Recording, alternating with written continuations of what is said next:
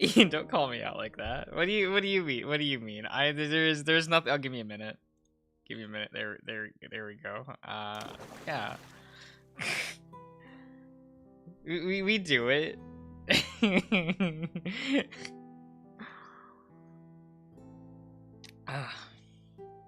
I also have a cup of hot chocolate. I have both a cup of soda and a can of soda and a cup of hot chocolate. I'll drink the hot chocolate first. Of course. Of course. It is what it is.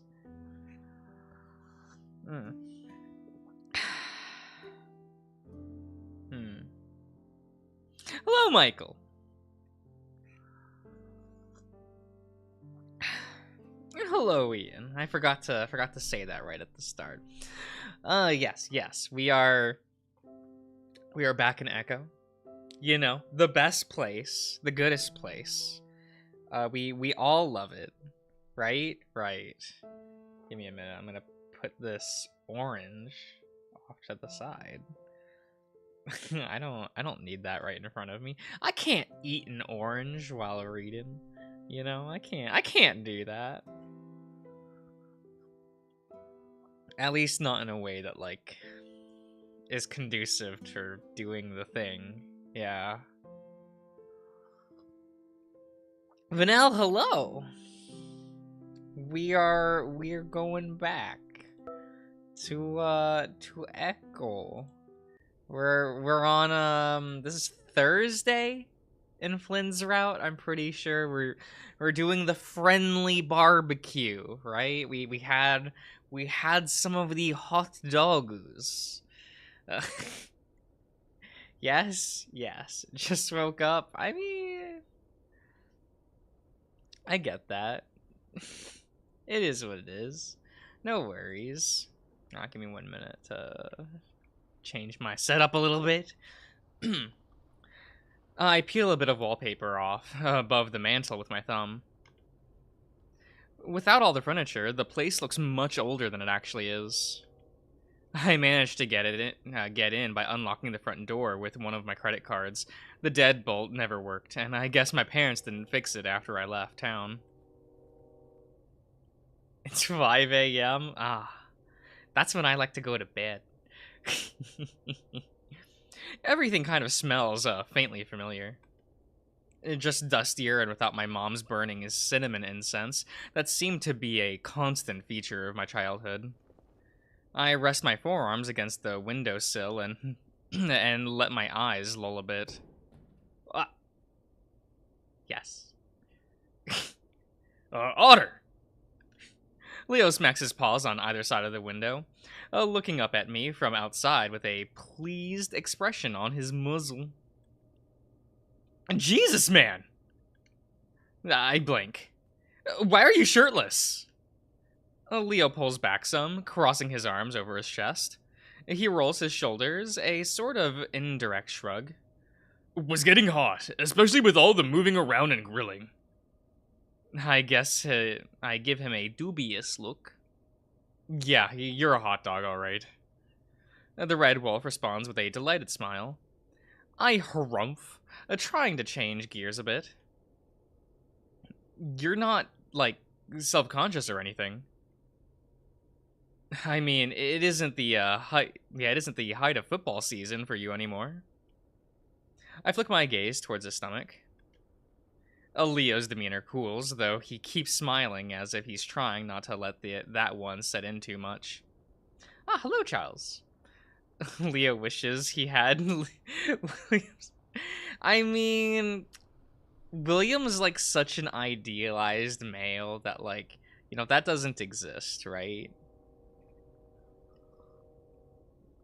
Leo is like an obtainable, you know, boyfriend, as it were. You know.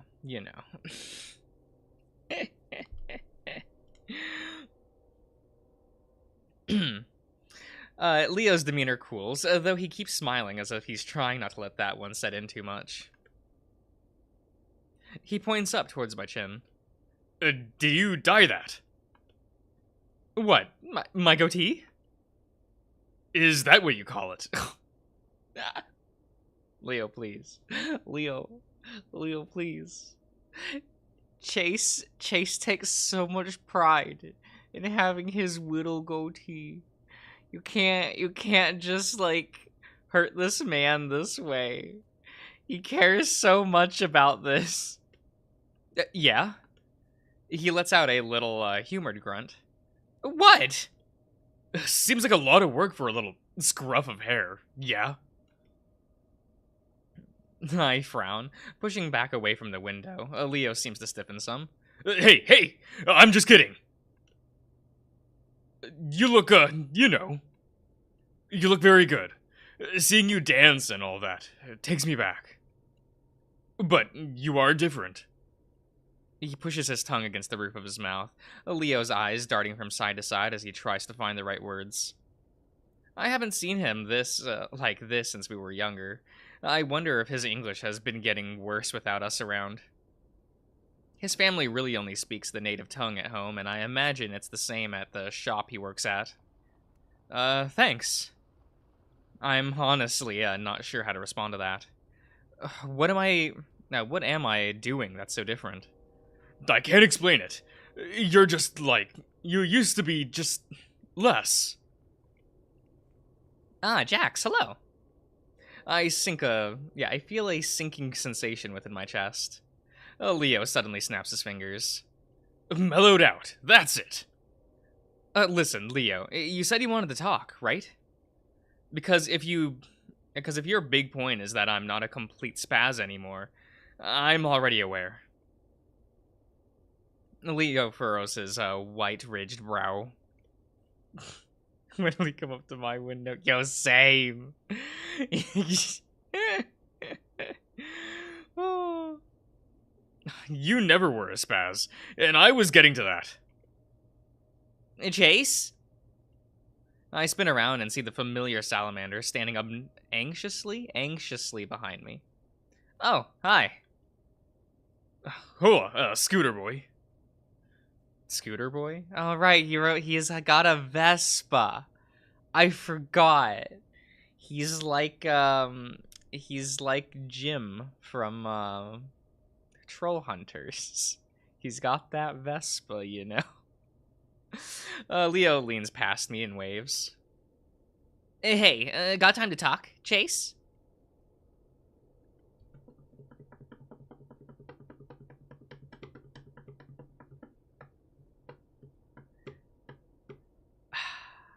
I mean, I made an agreement already. I made an agreement.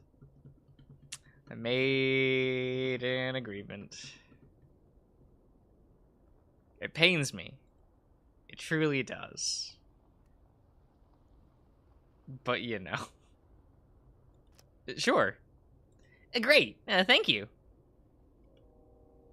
Chase! When I turn back, Leo's smile has grown more tight, though he tries to play off his reaction. Chase, I've been meaning to talk to you about some things. Leo lets out a large breath of air, checking his phone. Fucking Pops, man. Oh, Compot. Hello. He doesn't care whether or not. It's my day off. Family helps family. Leo mumbles a few inaudible swears in his native language before looking up at the two of us. He seems to think for a moment. I'll see you guys later. Chase, we're gonna talk. Yeah, are we in this route at this time? I don't know if that's true. Leo. Besides, we talked so much in the last route, right? Right. I give him an awkward thumbs up. You lost your chance! Oh my god, you're so mean. He nods, turning and making his way offward. Daxton pushes the tips of his fingers together, a trepidation upon his face, despite his initial request. I'd offer you a seat if this house still had furniture. He lets out a small puff of air, looking around and is seeming to acknowledge his environment for the first time. Carl told me you grew up here. Yeah. The place isn't as old as it looks, by the way. I think my uncle just really dug the whole prairie aesthetic. Eh, I'm admittedly a wee bit done with that theme at this point. Growing up in Colesville? No surprise there. It's like, I try to find the right word, a facade of a town. And Daxton nods slightly, not about to protest that. No, there he goes. He turns, walking past the doorway and into the foyer. Indoor windows, though? Whose idea was that? What? I follow him. Daxton points to the teak-bordered windows. I hope I'm saying that right. Surprisingly, none of the glass has been shattered yet. Oh, well, obviously not mine. My parents enclosed part of the porch when I was like 10. They left the windows, though. Daxton nods as he paces about the room, the floorboards creaking beneath his unpadded feet. And careful where you walk. I wouldn't doubt junkies shoots up in here. Junkies shoot up in here. Yes, yes, yes. That stops the salamander, the blue-eyed fellow shifting his gaze down to me. I always forget that no one has anything protecting their feetsies in this universe. Everyone just walks around the barefoot, you know? It's like that way in like most of these games, but it always like takes me off guard a bit when I read that. I'm like, what do you mean they're walking around without shoes, without socks, without sandals of some kind? Like, I don't know. That's a little weird to me. It's just a little weird. The salamander, that stops the salamander, the blue-eyed fellow shifting his gaze back to me. Right. Good idea, that. He sniffs. So, I lean against the back wall after a cursory glance, making sure it's spider-free. Daxton says nothing. In fact, he just keeps looking at me. A sense of unease beginning to tingle down my spine, and I'm reminded of last night, the way Daxton looked at me in the car as we drove home. He didn't say much the whole ride, thankfully. I had a dream last night. Can I tell you about it? I mean, we're already here, and you've already made me lose the attention of Best Boy. So you better fucking tell me. Don't cower it out now, you little asshole. I feel a mixture of relief and awkwardness. Sure. Daxton's mouth pulls to one side, his face contorting into a sort of sheepish half-smile.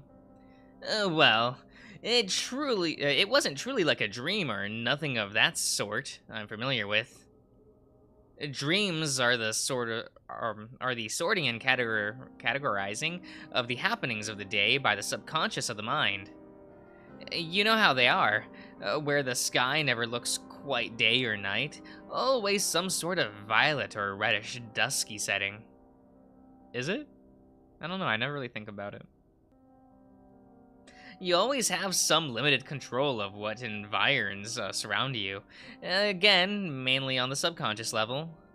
In the dream, if you're worried, then you'll have a right to be worried, like a self-fulfilling prophecy or what have you. Fearing that a bad thing might happen to a loved one, a bad thing will happen to a loved one.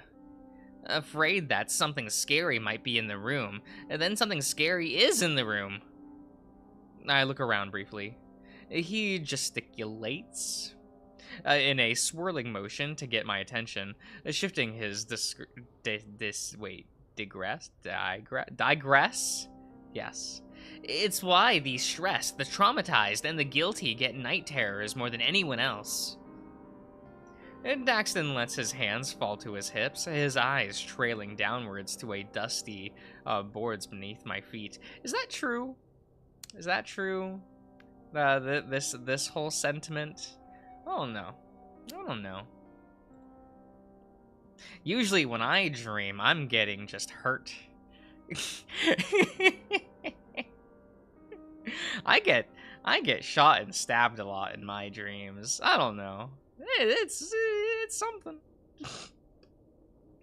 Lately I've been getting a lot of bad dreams, but ones that don't seem to, I don't know, I suppose, align with me? I'm doing things that I've never done in places I've never been, and that sense of subconscious agency is entirely absent. Like, I'm out in the pines and holding this right. Daxton! In the pines, holding a rifle. Huh. Huh. Interesting. He looks up. No offense, but, where's this going? Daxton's posture seems to go a little more rigid, the salamander's nostrils flaring as he exhales. I am beginning to think that Daxton is a lot weirder than I initially thought. Okay, I'm getting to it. Last night, after you dropped me off, I fell asleep in the recliner in the living room. Shortly after, I felt like I woke up, but I wasn't in the house anymore. I was in some school computer lab I didn't recognize. You were there, except it wasn't you. He clears his throat. It was a different you, younger, louder. Carl and Flynn were kind of standing behind you too, but they weren't saying anything. Sometimes I'd blink my eyes and they were there, and sometimes they weren't. I think words were coming out of your mouth, but I couldn't make anything out. It was like a waterfall was washing behind me. I started to hate you. I couldn't believe I had hung out with you voluntarily. Like, the sight of you made my stomach hurt. I blink, frowning some, before opening my mouth to speak. However, Daxton cuts me off, continuing on. There was something on the computer screen next to you that you kept showing me over and over. It was this other otter sitting in his bedroom with a big sports poster on the wall. The better otter, some might say. Other otter. And he was crying, staring at something in the corner of the room. Again, you were just playing this scene over and over again. Eventually, you just deleted it outright, and that made me mighty perturbed for whatever reason. I wanted to hit you, so I did.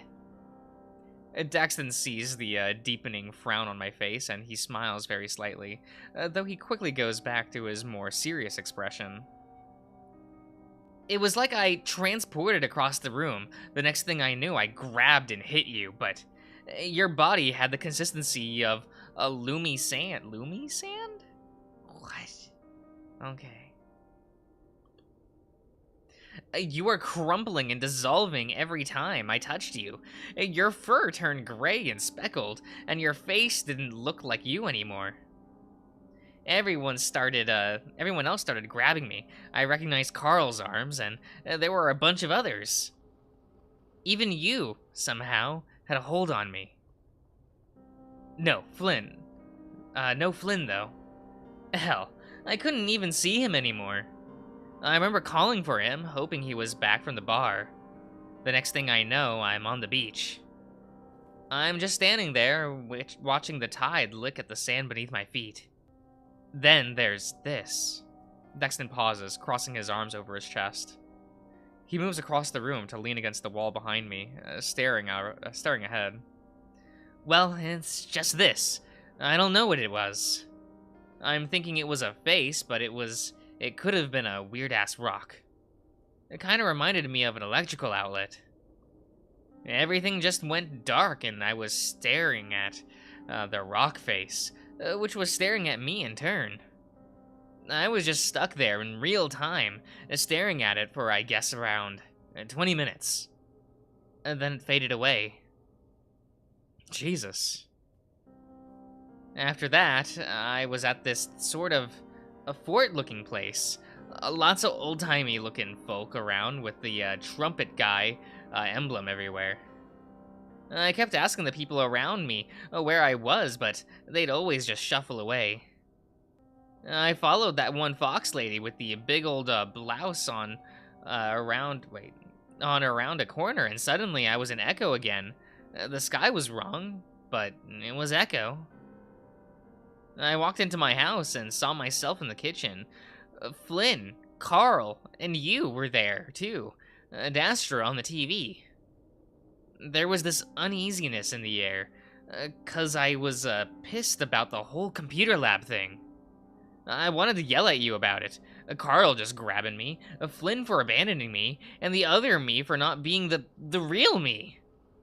The salamander rubs his smooth forehead some, then seems to realize something. You didn't even have a goatee either, which I thought was funny at the time. I remember saying, I guess someone shaved off your goatee after all. I reach up and pinch the excess scruff hanging below my chin. Still there. You just seem confused about that. I'm confused about that now. Well, hold on. Flynn, Carl, and the other me just vanished at that point. I asked you where they went, and you told me they were outside, and I quote, jerk each other off. Wow. You've, only known Carl a day. That's a bit forward. Be quiet. You're completely different than you were from the computer lab. Older, for sure. We sat down, drank beer, and reminisced about things I don't remember. I stopped feeling so uneasy and scared. It's like you melted away at all the weird, bad shit that had happened prior. It became night again, and then you said that you were sorry. I asked you why you were sorry, and you hugged me. It was, The salamander presses his thumbs together, avoiding looking at me now. The realest thing I've ever felt in a dream. I could feel your heartbeat, the bristle of your fur, the fabric of your shirt, everything. He touches his own chest, then slowly curls his hand into a fist before letting it fall back at his side. You told me that to forgive someone is to release a prisoner and discover that the prisoner was you. You let go of me and began fiddling with something. I heard Flynn laughing and turned around to see him walking through the door. Out of the corner of my eye, you began taking a bracelet off your wrist. How dare you? You held it up in front of my face and... Bracelet? Daxton shifts. Yeah. Did it have a little metal anchor attached to it? I don't know. I couldn't really see because, well, Flynn was there and... but it wasn't a dream anymore. What? He had just gotten home from that bar. It didn't say 2 words to me and beeline to his room. There was no bracelet, of course. 'Cause I was wide freaking awake. I'm guessing the laugh wasn't real either. It never felt like I was asleep in the first place, actually. But I'm left with the feeling of it all. Like, haven't you ever had a dream about somebody and felt completely different about them afterwards? And I don't mean just like weird puberty sex dreams about your cousin or something like that. Daxton, please tell me you're not having weird sex dreams with your cousin. Please. I furrow my brow some. Yeah, I guess. To the former. Are you saying that you feel that way about me now? I guess. Hence why I'm talking to you. I go quiet for a second. I'm still not sure how to feel. Oh, hello, Sauki. Huh. I don't really know what to make of it, Daxton. I'm not really the eclectic.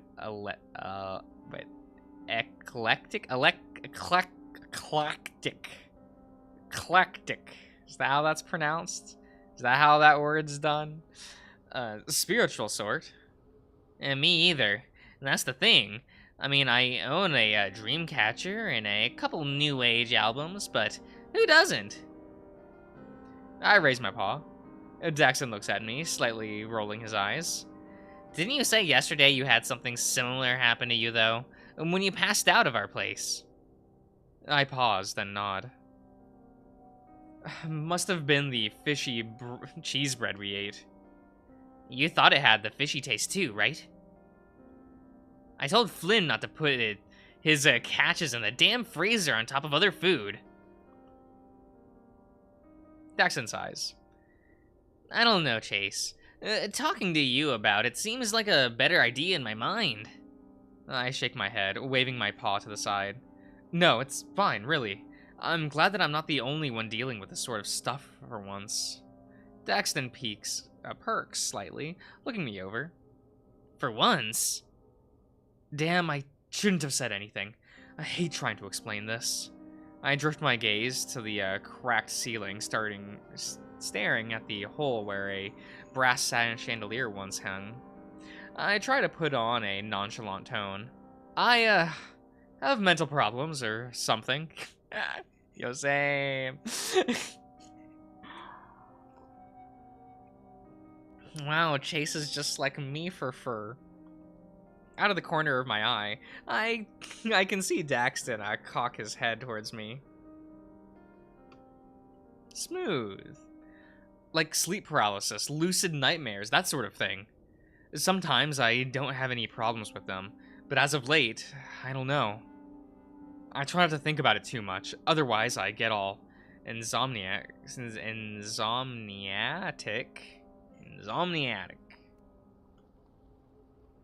Man, that sucks. They all know about it. I gesture towards the backyard. I can still faintly hear TJ chatting excitedly about something, with Jenna chiming in every now and then. At first, everyone thought I was making it all up to be special. When did you start getting them? I don't know. Around my tween years? I mean, Chase, you could also just say, after I murdered a man in cold blood. Then I could have been like, aw, just like me for fur.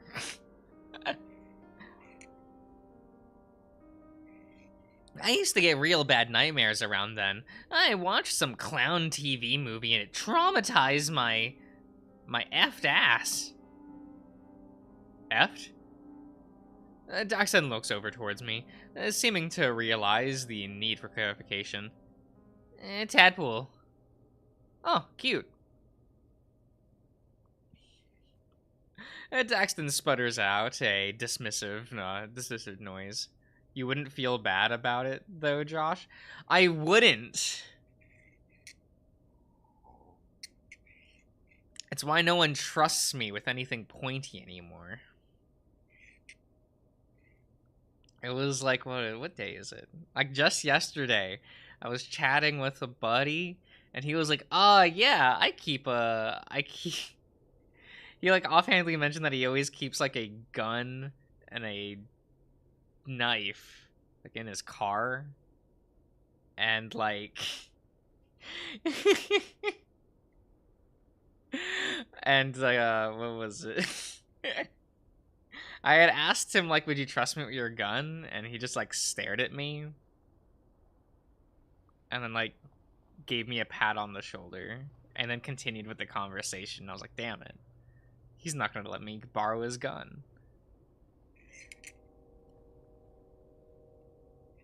Sad. Daxton sputters out a dismissive noise. The reason we lost Issa turns out Josh likes Creep. I don't even know the song! Like, that kind of music, if you played it, like, I would think it's new, or I've never heard it before, because I just don't listen to music. Not like that, anyway. I don't know, I feel like the music I listen to is, like, really dumb and weird. I don't know. It's hard to explain. That's why I don't, like, I don't post the music I listen to. It is what it is. You don't, borrow someone's weapon. You don't borrow someone's weapon, Josh? What do you mean? You borrow it, but you wear gloves when using it. So when you give it back, it's all their fingerprints on it. Come on. I was not cute. Well, neither was I. I was kind of a shithead. Daxton peers at me a moment before his gaze trails up towards the brown fur on my scalp. It takes me a second to register. I mean, regardless how I treated other people, Gotcha. I reach up, trying to make my head fur lay flatter. Daxton, meanwhile, reaches into his pockets and checks his phone. And neither of us say anything for a while. I'm gonna head out, but thank you for listening and such. Oh, yeah, no problem, man. You gotta go. You gonna go home and do some writing? I think I might. Either that or put on some new age music. I'm sure Flynn loves that. What sort of music does Flynn like? I don't think he does. What? I don't think he listens to music, like, in general. Who doesn't like music? I shrug. Someone like Flynn, I guess. It makes sense to me. He shoves his phone back into his pocket, stepping forward. Hey, since chances are I probably won't see you again, I just want to say it was good meeting you. I find myself smiling, in spite of the previous tone of the conversation. Likewise. Thanks for introducing me to Carl. I never had a rich friend before. You lived in Colville. How have you never had a rich friend? Hey, I didn't live in the ritzy, touristy packs part of it. Plus, I was homeschooled. Oh, that explains... Oh god, that's what Chase says!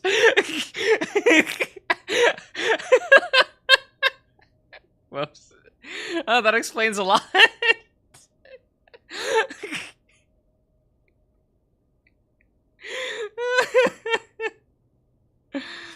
Oh, how often do you all have that moment where you're talking to someone and in your head you're just like, you were homeschooled?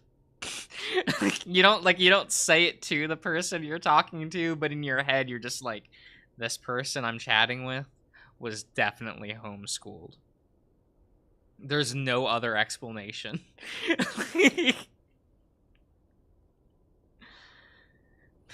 Shithead.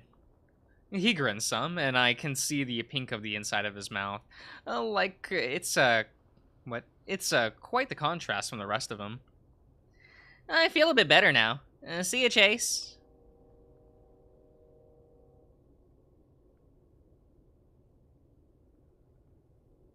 Wait, does this change anything? Does this do anything? I don't remember.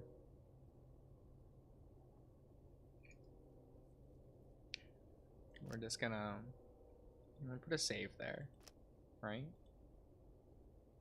Does it change the picture? I thought the picture changes whether or not you chose to talk to Leo or Daxton.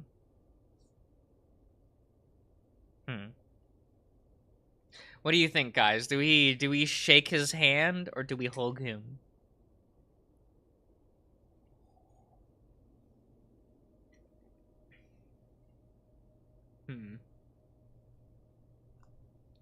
Hug? Hold? Hold? Hold? Hold myself? Hold? Hold what? wait, what do you mean hold? Confused. Oh. There's a Chase selfie, Leo and Chase, and hold him? Hold him. Hold. You mean hug? Like hold? Hold, hug? Wait.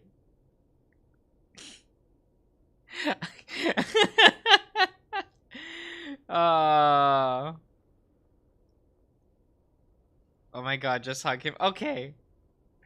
I mean, you just kept saying hold. I don't... Hold? Hold what? Hold the whole ass salamander? Where? How am I supposed to hold the whole ass salamander? You know? That's fine. Pick him up. How heavy do you think, like, Daxton is? How thickums do you think Daxton is? Alright, self-fulfilling prophecy. Here it comes. Here, what comes? Oh! I move to embrace him with a bit more velocity than I initially intended, nearly sending the tall amphibian back against the wall. He lets out a bemused noise, patting my back. I return the gesture before pulling away. Now, time to find Carl. Yeah, he can join in too. With that, he turns and heads out towards the backyard. Looking around, I don't see any sign of Leo. In fact, his van's no longer out front. I reach inside my pocket, feeling my phone as a guilty sensation takes hold. I just know I'm probably gonna get a whole nother wave of passive-aggressive texts, text messages that I don't want to deal with. At this point, I probably deserve them. I can't keep dodging him like this. I notice something odd sitting on the top of the water heater. Curious, I pick it up.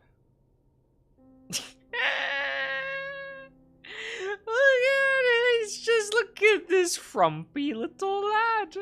This frumpy otter. Look at him. He just got a little scruffy scruff. He's doing his thing. Look, he's got his big old nose. Oh, I never knew Mom framed this. I mean, it was just a shitty selfie I took my first day at Pueblo. She kept insisting I sent her a picture of myself on my big day. For some reason, I thought not smiling or looking at the camera was the cool thing to do. I wonder if they forgot this during the move. Though it kinda sucks. I wouldn't be surprised if they left it on purpose. I hadn't talked to them much lately. I should go. Do you think Chase talks to his family post this route a lot? Do you think any of the routes he, reconnects with his family? That's not something that ever gets really brought up, does it? Like, how he decides to, I can't think of one. We win a raccoon at the end of one route. We go back to college at the end of one route. We take a lynx and ride off into the sunset.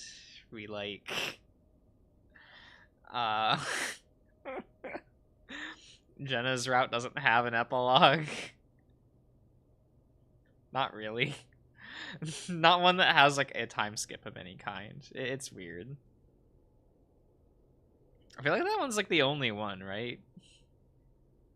Chase goes into mega depression after this one. Yeah, and it's great.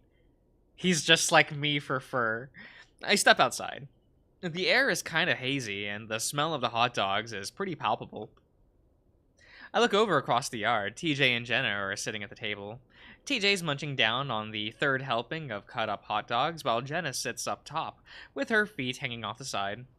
It's kind of funny how small she is. She's never grown up past age 13. Imagine never growing taller than when you were at the age of 13. Wow. My mind drifts back to the other Fennecs in the smoke room. They all kind of had that youthful appearance to them. I wonder if that's part of the appeal. I'm surprised you were so comfortable walking around in there. I glance over my shoulder, looking back at the weather-worn house. Huh? Why? The spiders. You are still afraid of them, right? I had been trying not to think about that the whole time, actually. It felt like there were a lot of them in the house, even when I was in there, and that was with my parents, bug bombing the place every month.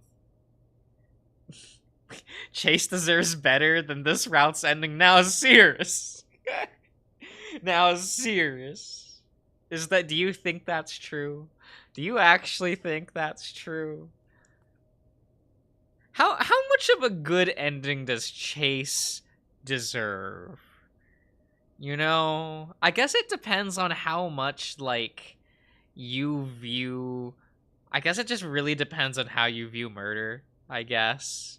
Or crime in general. It's Has Chase atoned for what he did? Is does he deserve punishment for his actions? Curious. Best ending for Chase is the Leo bad ending. Yo, facts. That shit's so good. I resist the urge to reach down and rub my feet in case there was any walking around in my fur. Not like deadly. I cross my arms over my chest, tugging at some at the fabric of my shirt.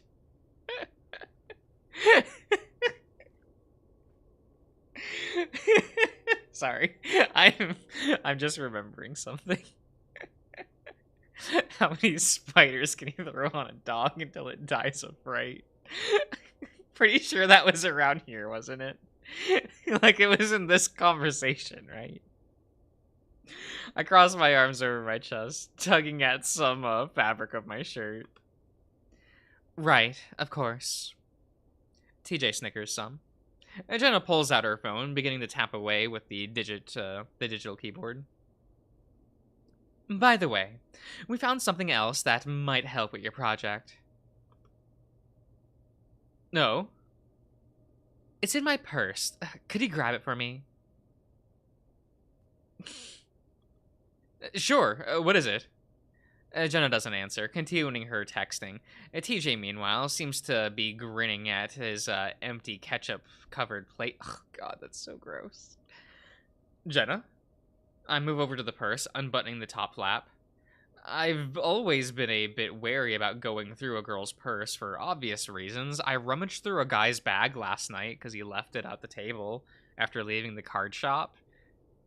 His buddy called him, and I was like, oh, I'll stay at the card shop till he comes back. No worries. And like, I also just rummaged through it because why not, right? I'm nosy. I remember going through it and going like, this man, he is not a Yu-Gi-Oh player, because right at the top was a stick of deodorant. The first thing I noticed, though, is a piece of folded paper with Chase written in all capital letters on the top. It looks like there's something wedged inside of it as well. Curious, I pull back the top of the paper and feel something fuzzy against my paw pads, then a bristling sensation.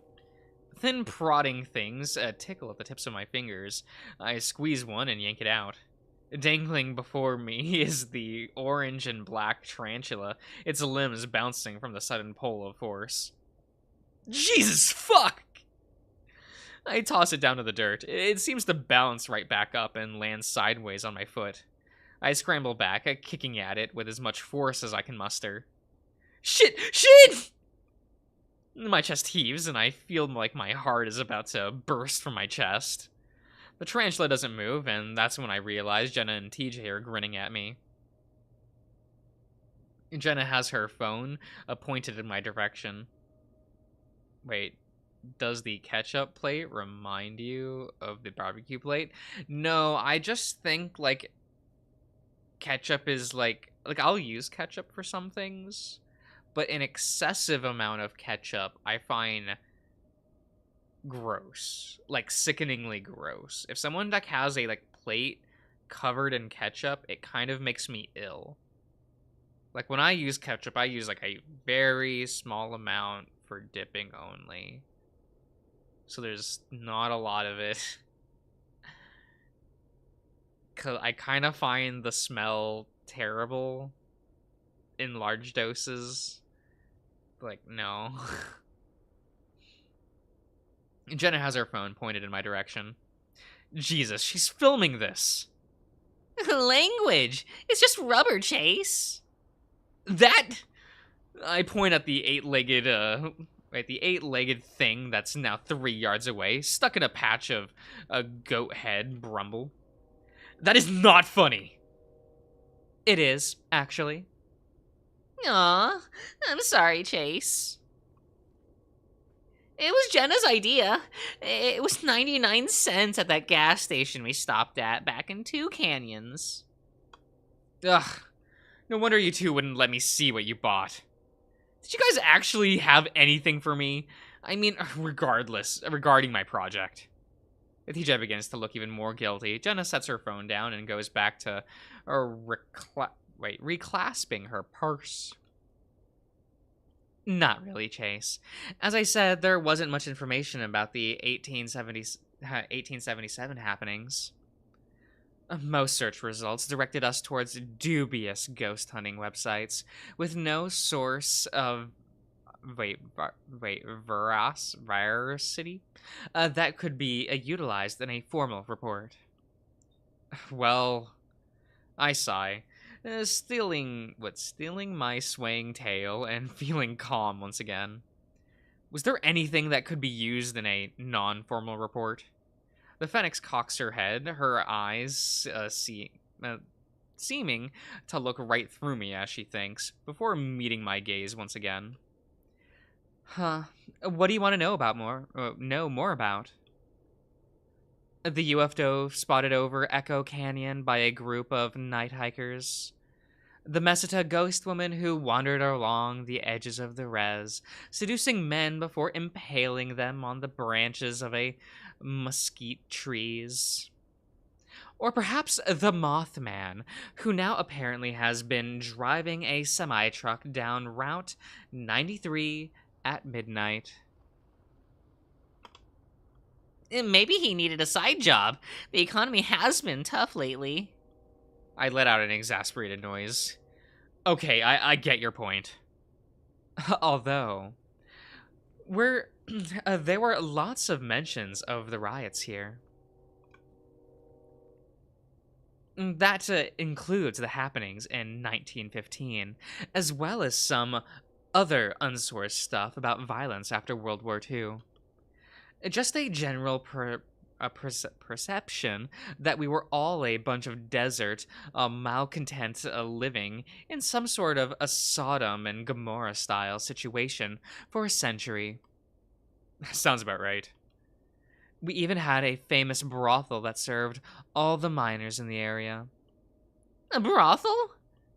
I look at TJ, who is frowning acknowledgingly. Does he really not know? It's a place where you make broth and other types of soup. I know what a brothel is. Jenna merely smirks and shakes her head. It was called the Smoke Room. Okay, there it is. Roll credits, everyone. Oh, whoops, wrong game. Look at this good advertising. Go read the Smoke Room, everyone. Right.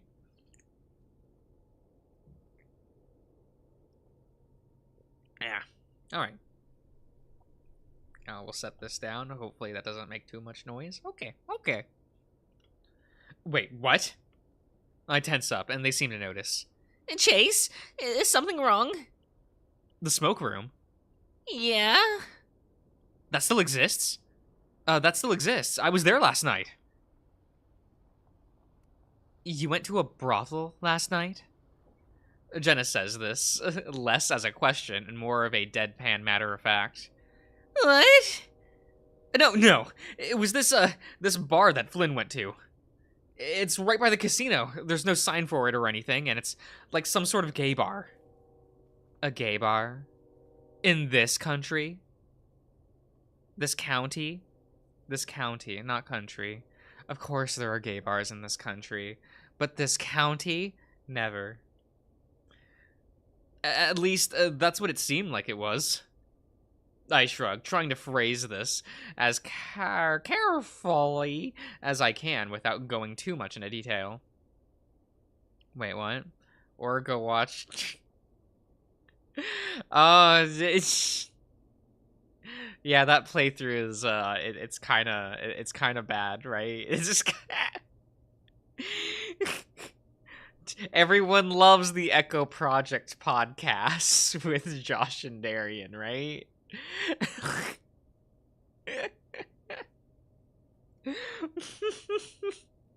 We have like 50 more DCOMs we can watch, guys. There are so many.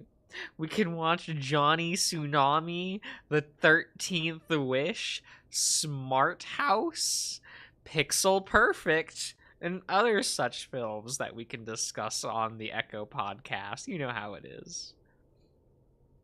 Everything smelled like cigarettes, and there was this really shady back room that they called the smoke room, TM.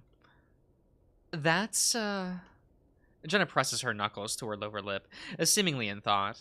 She glances up towards me after a moment. Interesting. With that look, I regret bringing it up already. Jenna seems to be maintaining this sort of intrigued expression. I begin bracing for any follow-up questions. What sort of music did they play there? That's your question, TJ? That's your question? It's shit like this that makes me want to walk up and just shove TJ to the ground, if you know what I mean. Surprisingly, TJ is the first to speak. I don't see any sign of judgment on his face either, just genuine curiosity. Oh, it was kind of weird, actually.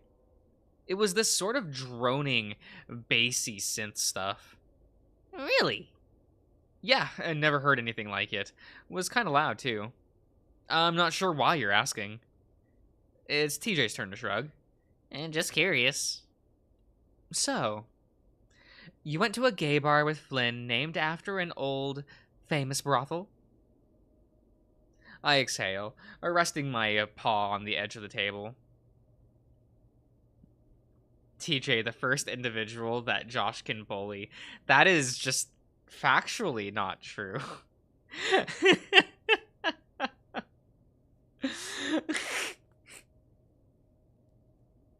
I bully a lot of people because no one will stop me.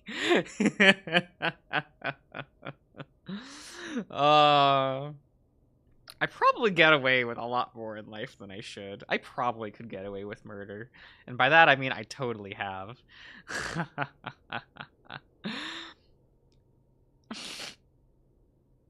I exhale, resting my paw on the edge of the table. It's not like that. Like what?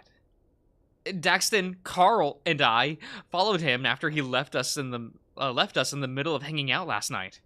But he sort of, well, he was trying to invite me to go alone with him in his own sort of way. He left his phone behind with just one text message on it with the address. I think he wanted to see if I was interested enough to snoop through his phone instead of outright inviting me. It's hard to explain. It's very Flynn.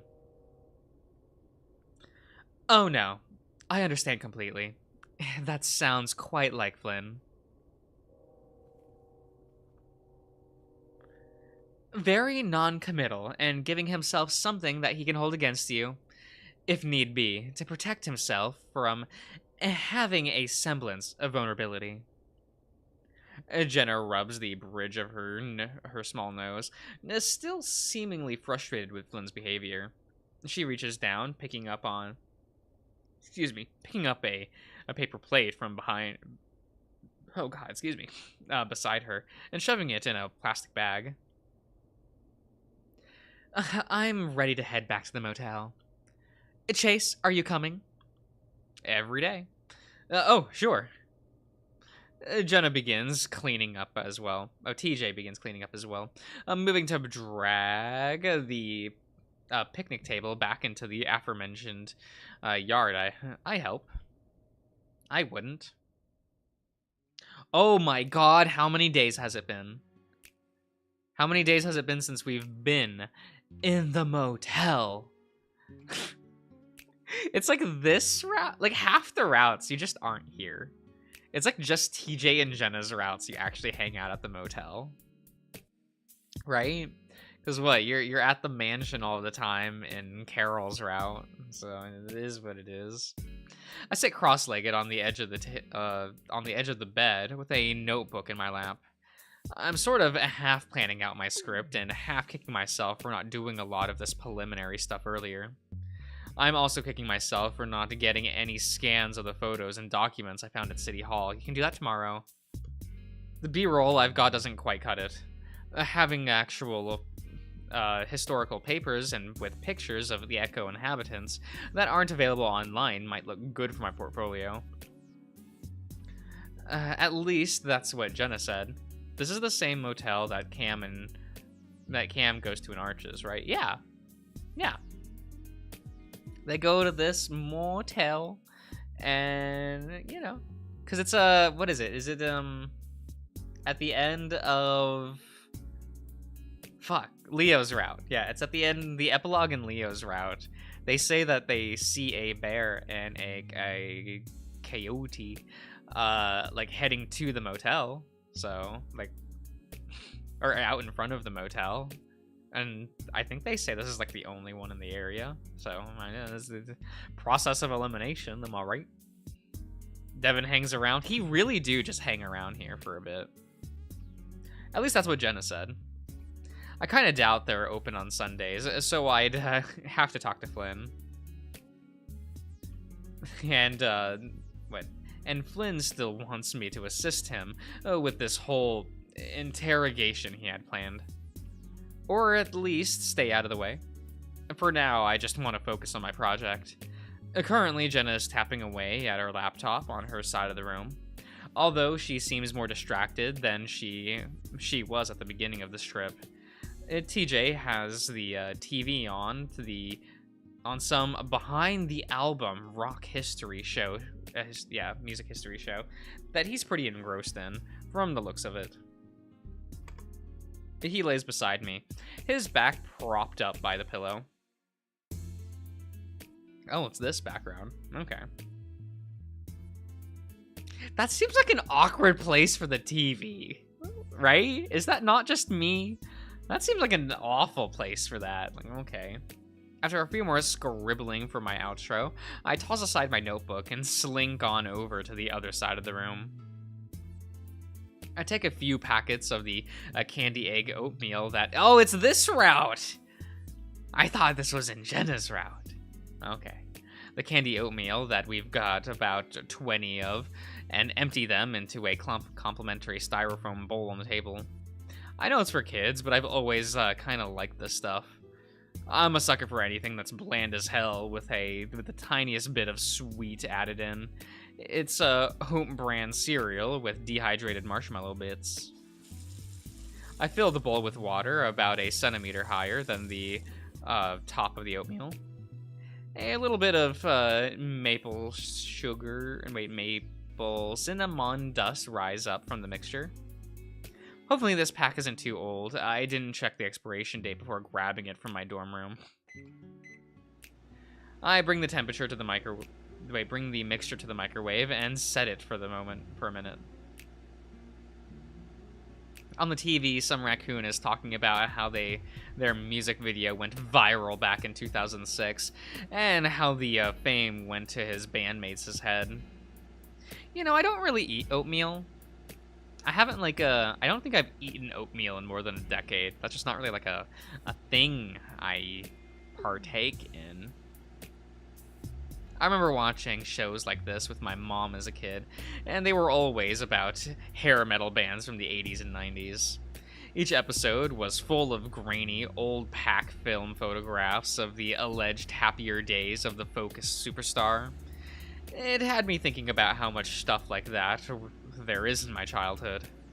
There's nearly a gig of videos on my old laptop, ranging from home movies, machinima, to the class projects I did with the group.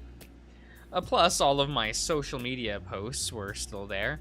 It's not like those days were faded memories on a sepia tinted photo roll picture.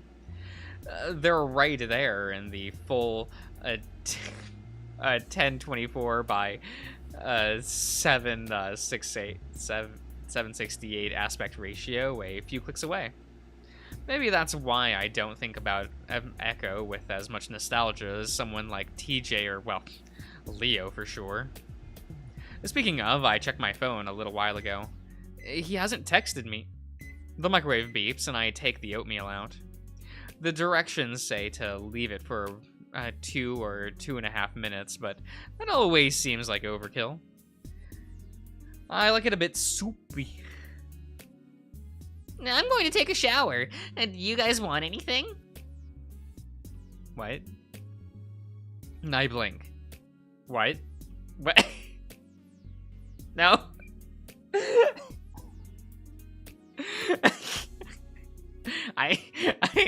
I hate having, like, similar reactions to Chase. We are not the same person.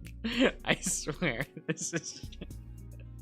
This happened a lot in the first playthrough, didn't it? Where I would say something, and then we'd click, and it would be exactly what Chase said. And I'm like, no. No. He's not like me for real, for real.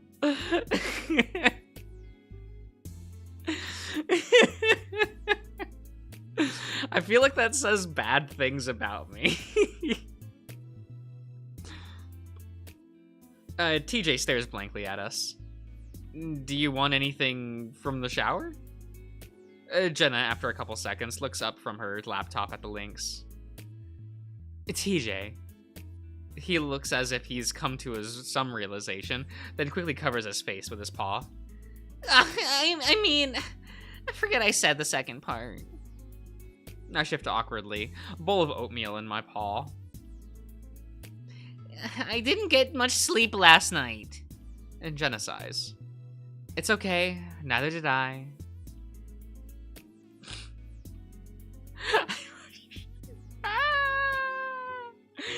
Ian. Terrible, terrible. There are better options in this game. Like, a lot better options. There are so many. You have pretty much any other character. Like... Oh. I have the same thing with Robert from Core. Cirrus. That's not the same thing. One is just a cuck, and the other one is the murderer named Chase.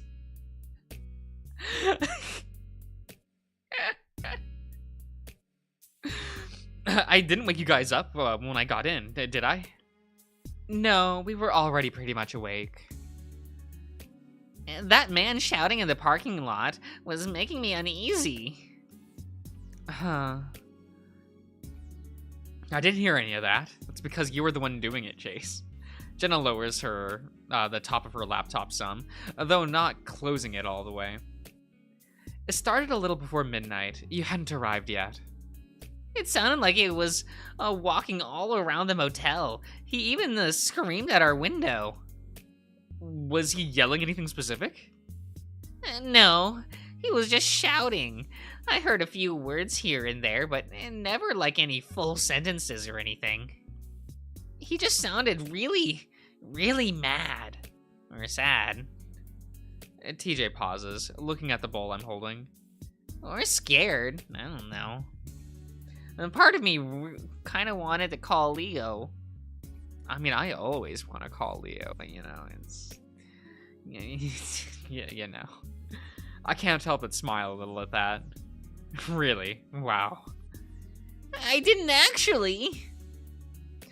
Leo the Protector. I can't believe after all this time, TJ still sees Leo that way. I called the police. They said they'd send a patrol car, but I never saw one show up. He eventually just left, a little before you showed up, actually. It feels like everyone's on drugs in this town now. Now?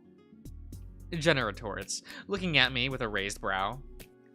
Well, I mean, it wasn't always this strange, was it? Even back growing up. I'd still wager that at least a third of the population was on heroin, or worse. It comes with the territory. What? This is like peak pathetic TJ voice acting you've done. Oh my god. I can't be typecast like this. I can't. No. No. I refuse. I refuse. But I will say, I just somewhat agree with you. It's Echo depopulated by around 100 people since I was born. That in and itself is the other 2/3 of the population. Those that remain didn't have that same level of general township community that we once had, what little that it was. And TJ nods, rubbing at his wrists and looking towards the draped covered window facing the parking lot. Yeah, I remember when we used to have our own grocery store. Oh, speaking of, we ate at the diner after that hike yesterday.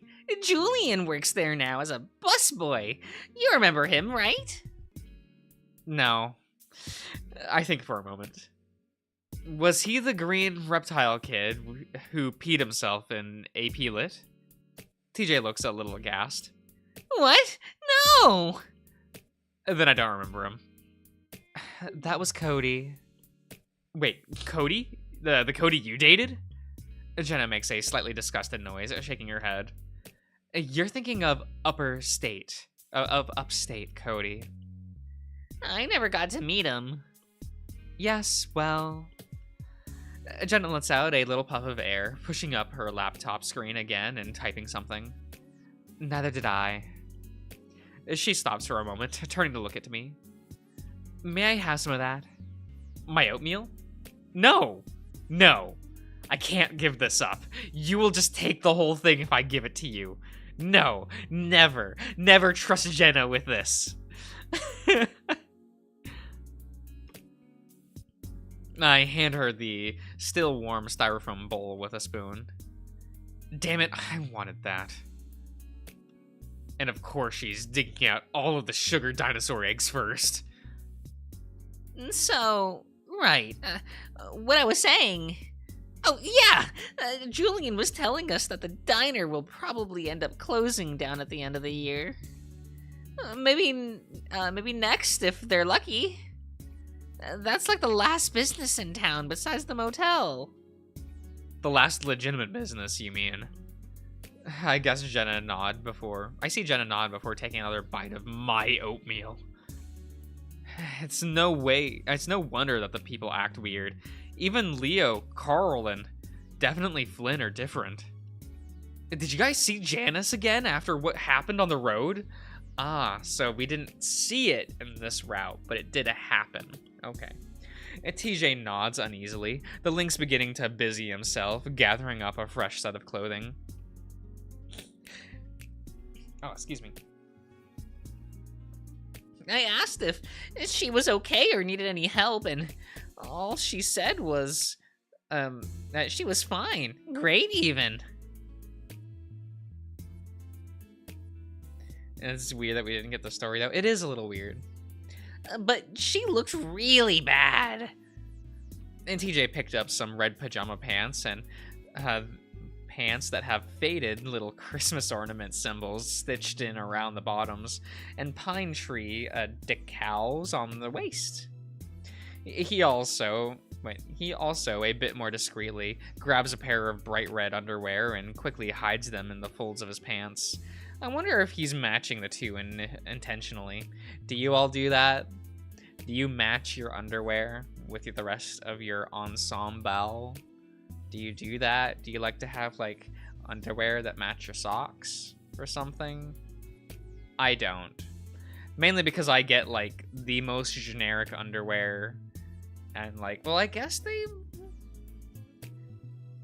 sometimes... No, they don't. No, because I just get, like, the plainest underwear and the plainest, socks and the plainest shirts. I'm just wearing a plain blue shirt. There's nothing on it. It's just the blue shirt. It is what it is. And I'm wearing, like... They're not khaki shorts, okay? Let's not... They're not khaki this time. They're gray. Alright? I'm not... No, they're... It's fine. It's fine. Actually, wait. Yes, they are cargo shorts. I'm sorry. I'm sorry, everyone.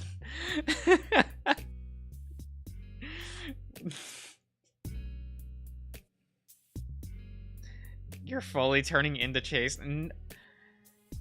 What do you mean turning into Chase? I was born as just this universe's version of Chase Hunter. Like, come on. I wonder if he's matching the two intentionally. And I don't mean like ugly. I mean she was kind of grimy and smelled like raw meat. She was definitely on something, TJ. I hope not. TJ turns, shuffling himself into the bathroom. The door shuts. You know. Jenna sits up some. I think it was Clint. Jenna is speaking to me, but her eyes are on her laptop. Huh? The man outside. That was screaming. At first, I thought he had Jeremy with him, and God, just the thought of that makes me want to get out of this town and not look back. I don't blame you, but Clint? Judging from the popular television growing up, it seems like everyone alive has had a childhood bully, some with multiple. We had Clint and his little gang of assholes, Jeremy, Micah, hell, even Heather sometimes. So how come people with the name Heather are always kinda, you know?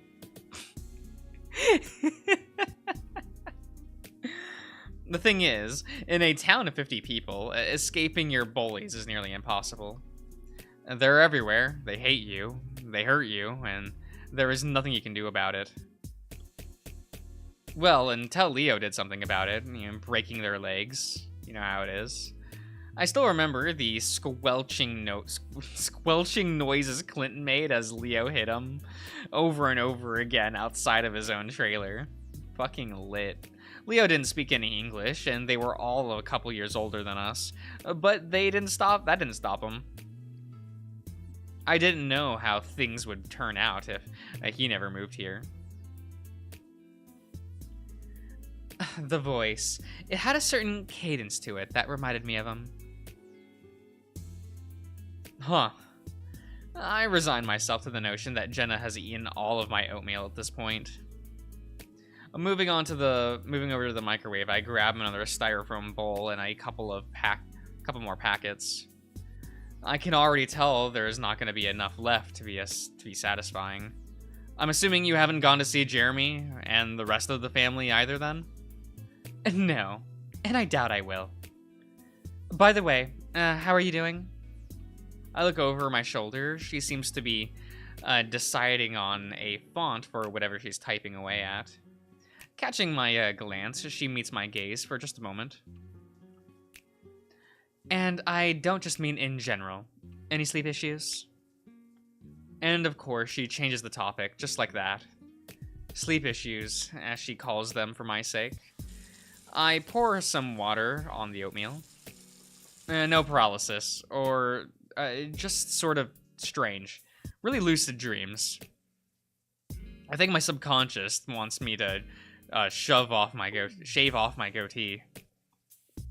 This may be the one time you should listen to the voices in your head. That's so rude, Jenna. That's so rude.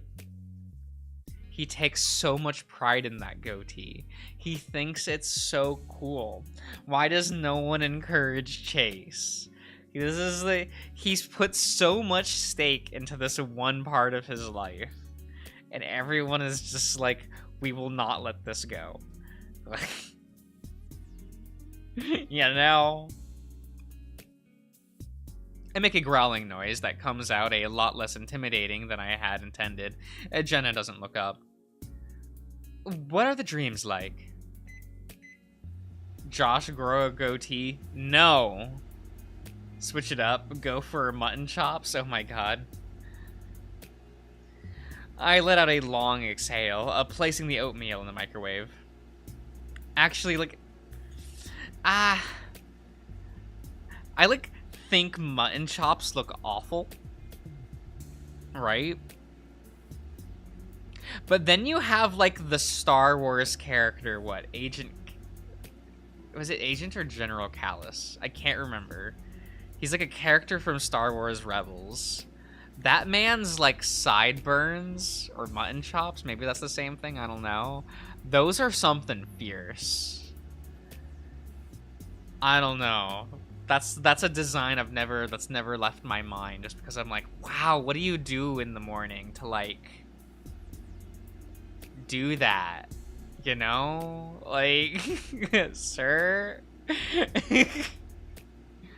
I don't know. I think I'm just tired and I'm mixing badly with my current mental state. I've been kind of crawling in my own skin since I got here. I saw a face behind someone's shoulder that wasn't really there last night. It wasn't something I thought about much at the time. I was really upset, but the more I dwell on it, I don't know. I shrug, waving dismissively. When I look at Jenna again, I can see the fur on her neck has lifted a little. It was probably just the angle, though. You alright? Jenna looks back at me, and I can tell she's debating whether or not to tell me something. I wait. It just made me think about when I was a kid. Hadn't thought about it for years, actually. I pause. Do you want to talk about it? I'm worried I'm about to open up a can of worms. It wasn't traumatizing or anything like that. Well, it was, actually, but it wasn't real. Did you see a face? Yeah. It was a reddish color. Flat, too. Well. Yeah. It had a body as well. But I can't really remember exactly what it was like. Did you dream it? No, it really... Not really a dream. At least not the sense that I was asleep when it happened. I'd just seen it walking around in broad daylight sometimes. What the hell? All these, like, real solid memories? Like, it really happened? I don't know. It usually happened when I was sad or angry. Alright, Charles, see ya. Like when Dad was having one of his moments. You mentioned that you saw something while you were upset. Reminded me of it. I just see it walk past the doorway or sit in a closet. Really? What the fuck? This was a long time ago. Like, when I was 5. I didn't want you thinking I'm crazy, Chase. I don't. I saw things. Too, as a kid. I mean, more things. Yeah. I think you've told me. I had, and it's something I really don't want to think about right now. I'm pretty sure it's just something my mind made up because I was under a lot of stress. The brain can make up whatever it wants, really. It's part of the reason I went into the field that I did. I want to figure things out. Do you see it anymore? At all? She's quiet for a while, then shakes her head. No. Cool. Oh, we're here. I forgot just how good this whole sequence was. Flynn's route's the best, right? I feel like every time I experience Flynn's route, I'm just like, oh, it's the best one. It's the best one. It's so good. Oh, that hard transition, that hard cut to the beep of the microwave, just into Sunday, into this, blessed. Love all of this, just all of it. I stand up above the turnbuckle, holding my arms high above my head and flicking my strong tail behind me. I hear a lot of boos in the crowd, and that's how it's supposed to be. I'm a bad guy, or Rudo,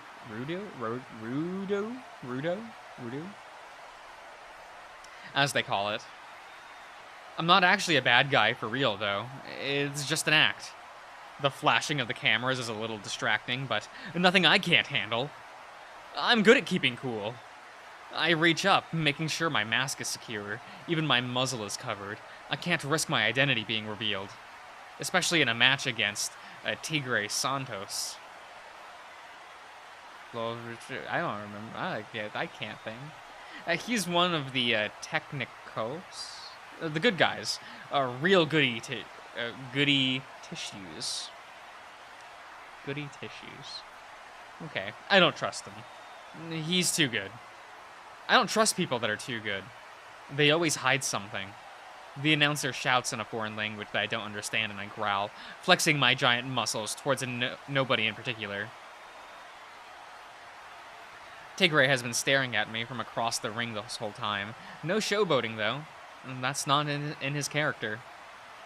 At least 7.5 feet tall, I'm totally bigger than him. He's only 5'6", so I can basically eat him for breakfast. The crowd always cheers for the smaller guy.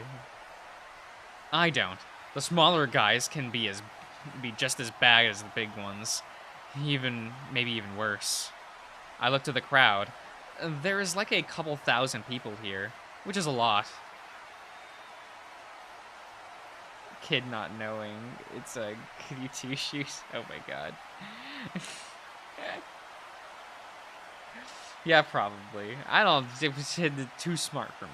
Too smart for me. Sometimes I wish I could just tell them all the truth. The bell rings. It's time. Hey! Oh, what a weird background. Like, actually. I like that. It's kind of fun. Dad yells from the kitchen. I flinch, and it feels like my stomach is suddenly tied in a knot. Not now, please. Dad walks in. He's wearing all camouflage with an undersized scout cap that seems to squeeze his head. What are you doing? I look down at my feet and pick at some of the fibers of the rug. I don't respond. I hear him step in front of me. The crowd chanting on the TV catches his attention, and he stops. You know you can't be watching this. And you also know what today is. You're still in your pajamas. Watching this. Dad lets out a noise I can't really describe. I look up, and he's pointing at the TV. He stands there, watching for a moment. What is he doing to that other man? A reverse suplex. And this is fun, for you. You enjoy watching this. I don't know. It was just on. I lie.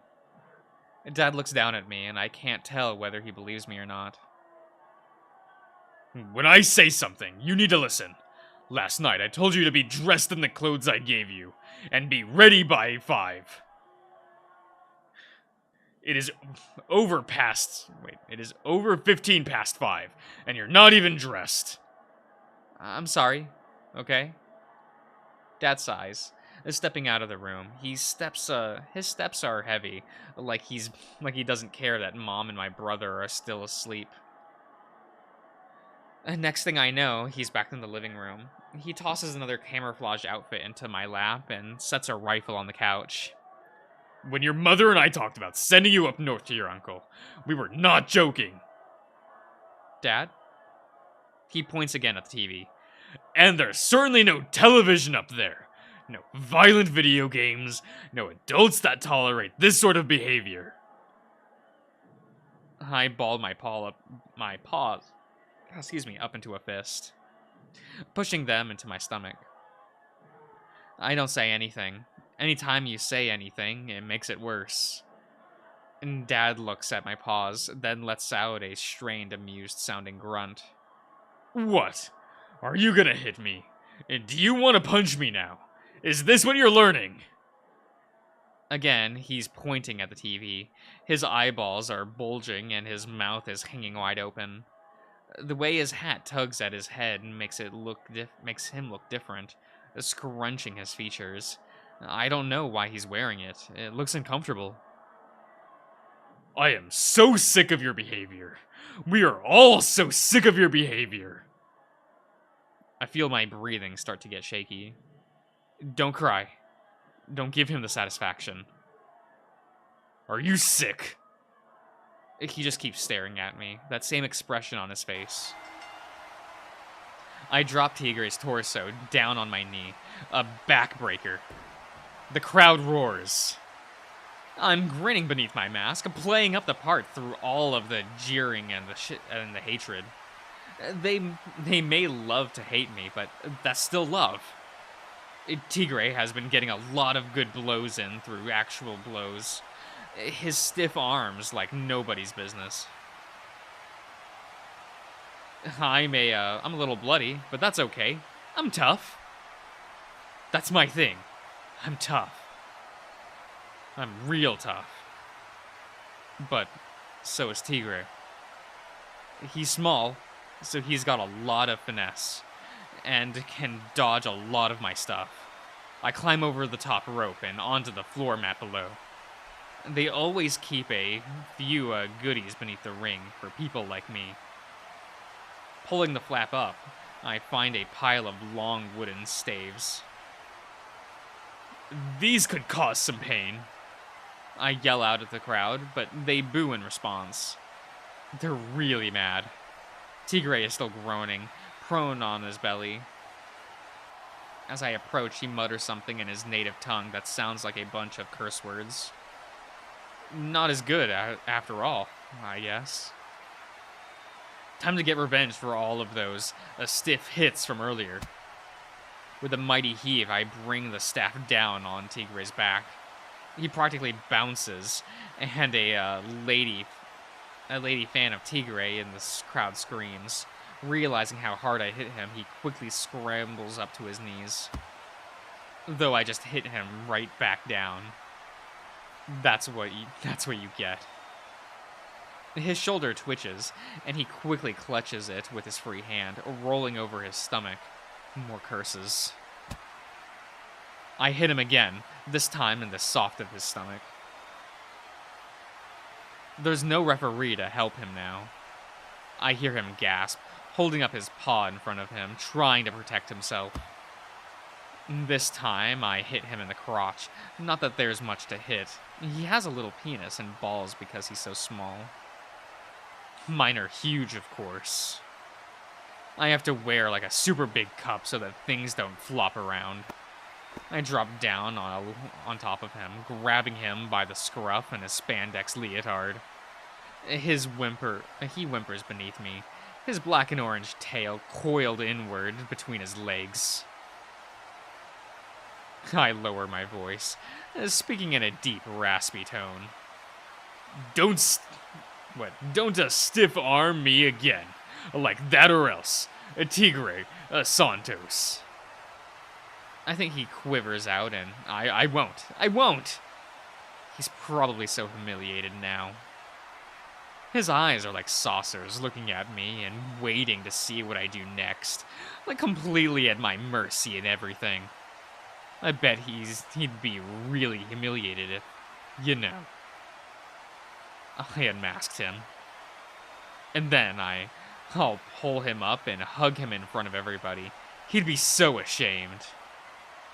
I'd show them that I'm the real good guy. Maybe he'd like that and feel better. That's fine too. I place my thumbs beneath the bottom of his mask and pull up.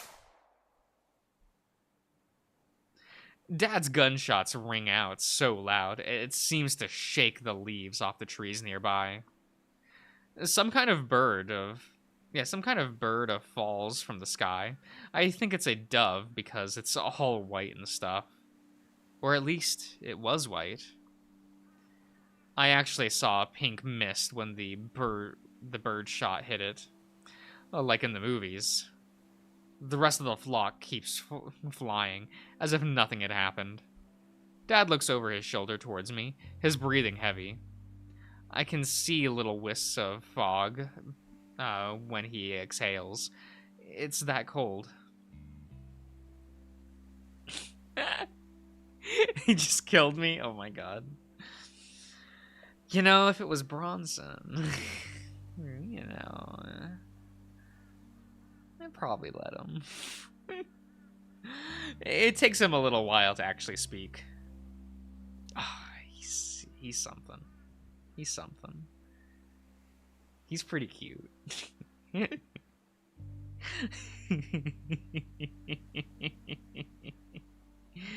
uh, yeah. You see that? Yeah. He smiles tightly. I got him. You did. I'm gonna go grab the carcass. You stay put, alright? Okay. Dad turns back, jogging across the dewy grass toward where the bird fell. I adjust myself some and lean against the nearby tree. I wish I was home. My friends are still probably sleeping in, enjoying their warm, heated houses and all that. I can't focus here. It sucks, but Dad really wanted to go bird hunting. I asked him yesterday why he couldn't just do it alone, and he and Mom just got really mad. I don't even know what sets him off anymore. It could be just the tiniest thing and suddenly everything's all shitty.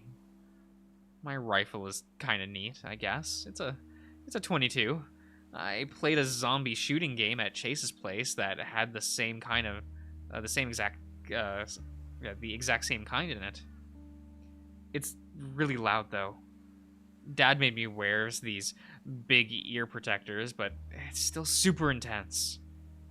I swivel it around my arm because bringing the butt up to my shoulder and looking down the sight. I pretend the bush I'm aiming at is a zombie.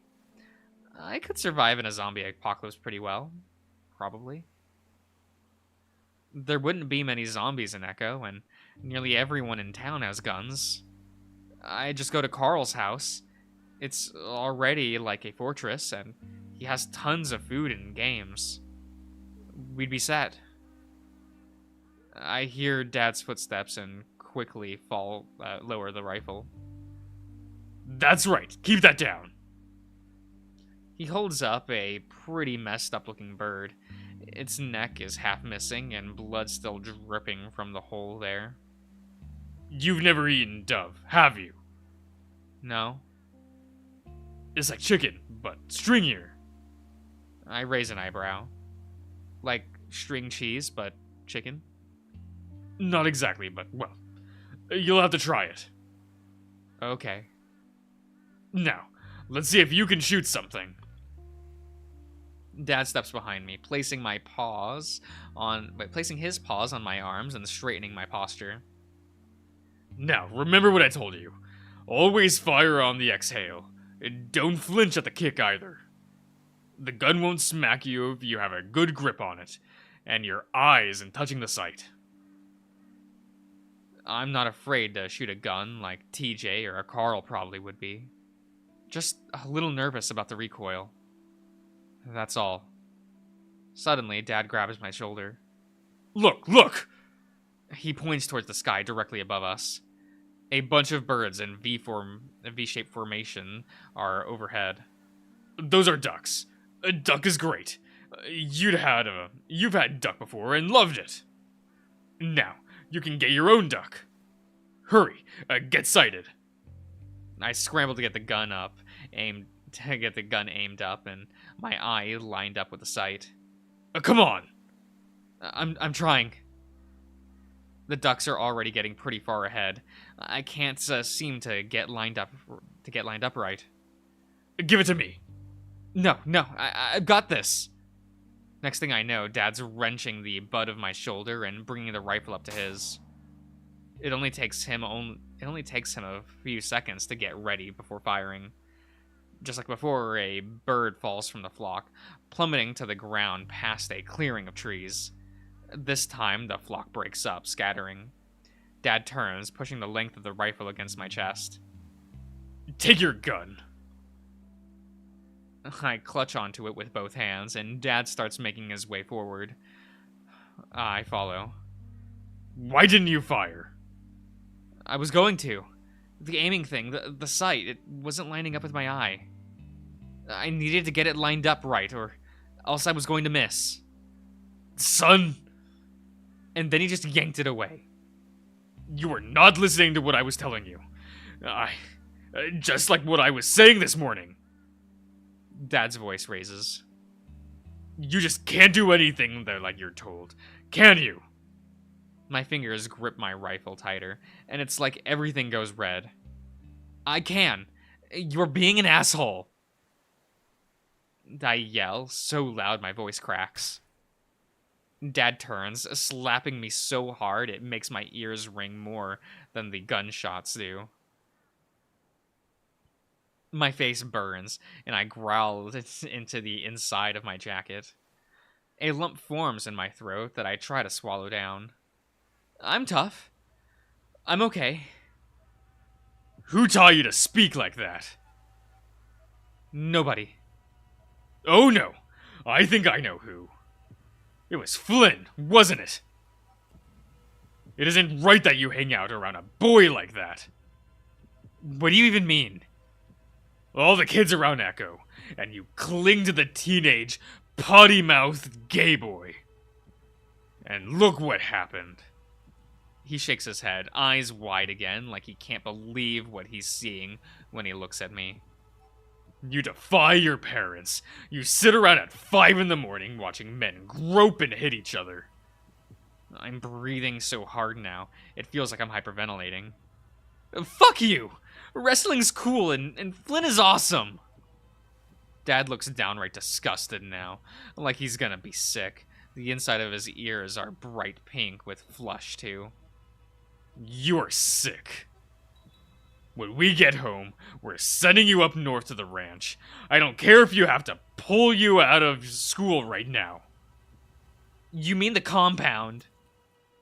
Now he's clenching his fist, his tail arched and still behind him.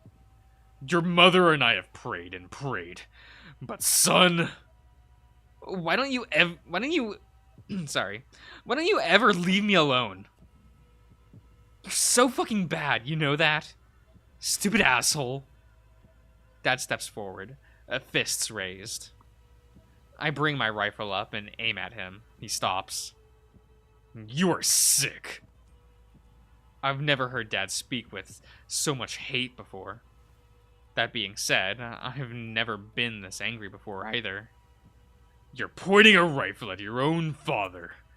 Are you gonna shoot me? I just don't want you to hit me! I yell so loud, my voice shifts into a shrieking scream, the rifle shaking in my paws. Everything's all blurry, and I can feel my nose running. You deserve to be hit. The words make my stomach hurt for some reason. I throw down the rifle onto the grass and face him. No, you do. You're so awful. I hate you so much. You won't leave me alone, you shit. All you do is threaten me and threaten me and threaten me. And Mom doesn't care. Nobody does. My throat burns as I swallow back in a blubbering cry. Dad's shaking now. He doesn't even look like Dad anymore. I don't know what in God's name Flynn has done to you. You're just mad because you don't have any friends. You don't even have a job. You suck. You're so shitty. You're pathetic. I've hated you for so long. Nobody likes you. I run north, tripping over myself constantly as I can barely see where I'm going. Everything hurts. My insides are burning. Nothing will ever be the same again.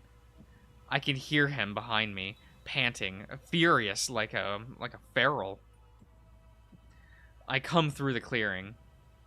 Then I hear him stop. When I turn around, he's not looking at me anymore. The duck that Dad shot landed squarely on the hood of an abandoned van. Dad looks at the duck, the van, me, then the sky itself. He sets the rifle down on the ground. What? Next thing I know, he crouches down to his haunches. He rubs at his forehead, his thumb running along the brim of his too tight scout cap. It almost looks like he's sucking down on his scalp. I can practically see the veins bulge along his temple. He opens his mouth as if to speak, though no sound comes out. Dad's fingers grip at the loose strands of grass around his feet, as if they were there to keep him tethered from floating away. I hate looking at him like this. What is he doing? He shuts his eyes. Well, more like he clenches them shut, like he got shampoo in them or something. Is he praying? Fucking stupid idiot.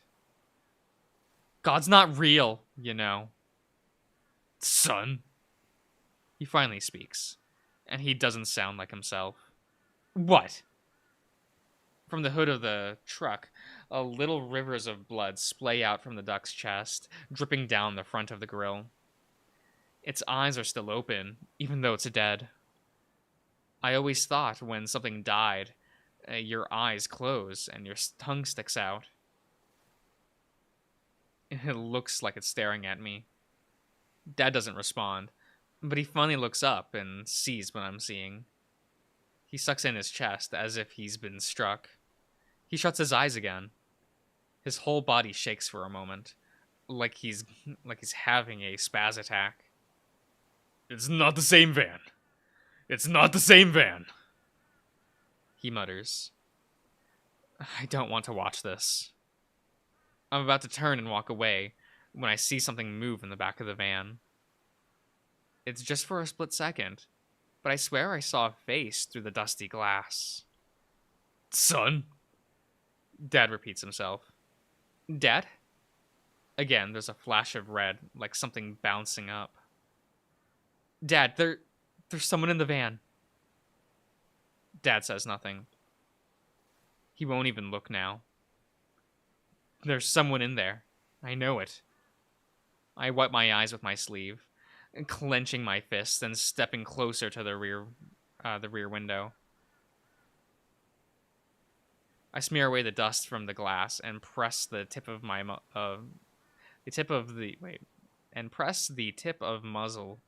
against the window. Nothing. What the hell? When I step back, Dad's up to his feet again. He doesn't look angry anymore. Just sad. Or empty, I guess. He picks up his rifle from the ground, holding it sort of limply with one paw. Without a word, he turns and heads back through the clearing from where we came. I stand there for a while, listening to his steps trail off. My gut begins to feel like it's being twisted into a knot.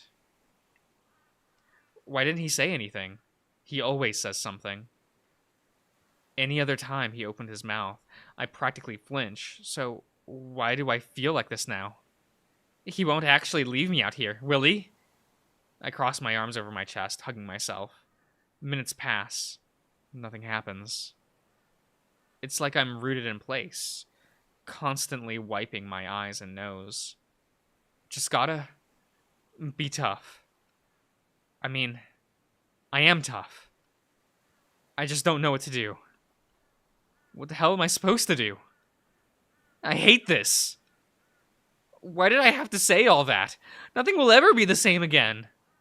Even if I get to go home, my parents will just ship me off to live with my uncle in the compound. You know what? Maybe that'll be fine. At least then my parents can't threaten me with that anymore. Maybe I'll even like making airplane parts. I don't need video games, TV, or my friends. That'll be fine, because at least I won't be around them, especially Dad. Still, no footsteps. I would hear if he started up the truck from here, I think. I guess he hasn't left yet. Maybe I should start a fire or something.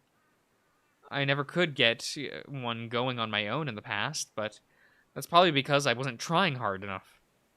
I look around and start gathering any twigs or dry grass I can find. Everything is still kind of damp. Damp, though, that that shouldn't matter as long as I rub hard enough. Flynn would probably make a joke about that. Or at least show me what the heck I'm supposed to do. Flynn is the outdoorsy one of our group, and who knows all the survival stuff by heart. Which is weird, because he's gay and all. He's like the least gay acting gay guy ever. I remember once he told me that liking girls is too girly for him. I guess that makes sense. He's not like the kind you see in the movies, or how my parents describe them. I sigh, sitting down and splaying out a little bed of dry grass and twigs with a single coarse stone in the middle. After that, I take 2 of the sturdiest looking sticks and begin to rub them together, like they do on TV. Heh. Here I am, rubbing a bunch of faggots. And, of course, nothing's happening. They're getting kind of warm, but they won't rub right. Not enough friction, I think. I grit my teeth, letting my heavy tail flop down in the soil behind me. I don't even care if it gets dirty now. The pads of my paws are starting to really hurt, so I bite the inside of my cheek. I look down at the pile of twigs, and I think I see a spark. I quicken the rubbing, only for the twigs to slip and scrape along the edge of my paw. I cry out in pain as a thin line of blood appears in my fur. I inhale sharply. This is so stupid. I hate this. I throw the sticks down and cover my face with my paws, sucking on my cut. What am I doing? God. What am I supposed to do? I rock myself back and forth slowly, remembering what the school counselor told me. Imagine these feelings as a physical thing that you can hold. Then take deep breaths and begin to rip these feelings apart as if they were pieces of paper that you don't want anymore. Finally, imagine a calm place, a happy place. Somewhere you can be alone and at peace. I sniff, making little ripping motions and closing my eyes. I've won the fight. The people in the crowd can't believe it. I look across the sea of faces. They all hate me. Well, maybe not all. I think there's one in the crowd who doesn't. I see him in the back, where he usually likes to be. Oh, that's such a good face. Dad's still standing there, his eyes puffy. Dad, please. You were right. For once. I swallow back a blubbering sob, wiping snot from my muzzle. It's been so long. I can't take this anymore. Stop it! Things used to be different. He inhales raggedly, turning at the end of his facial scruff with one free paw. I used to feel things. In real time. Now it's all like a memory of a thing. He continues to stare at the van. Like this isn't happening. It happened. It will happen. I don't know. It doesn't matter. I feel his paw tug tighter on the rifle. No, please stop. I pull back on my end of it. You know you can't stop me. I love you. Please, stop it. He's not even crying anymore. He's just standing there, only turning to look at me whenever he pulls the barrel of the gun closer to his chin. I wish I was stronger. I really wish. Thought I could move away. Forget it ever happened. Move on. Find redemption in the Lord. It's never that simple. Is it? I don't know what you're talking about. My voice is shrill and hoarse at this point. Sometimes I can't even speak. I want to call out for help, but there's no one around. But Eliza had to move back here, and I loved her. So I Had to grin and bear it, as they say. He wets his lips. I can't. He rolls his eyes in a strange, exaggerated fashion. Anytime I try to escape, be it physical-like or through some sort of diversion, it all just keeps coming back to me. Just going in circles. I begin sobbing on his pant leg, clinging to it as I pull as hard as I can on the gun. It's never enough. He won't let go. Let's just go home, okay? Please, let's go home.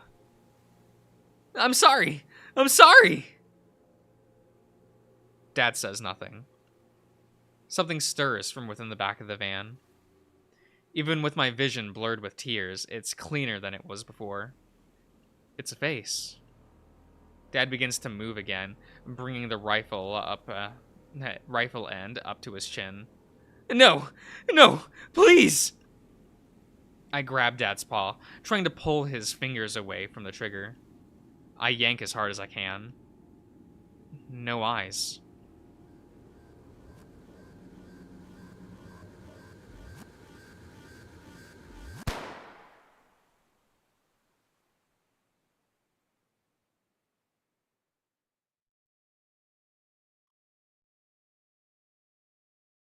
Find him.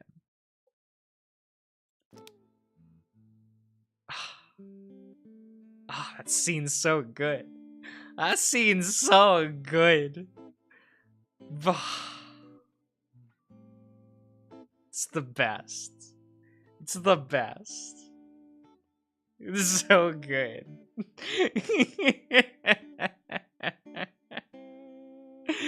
Oh, I love that whole sequence.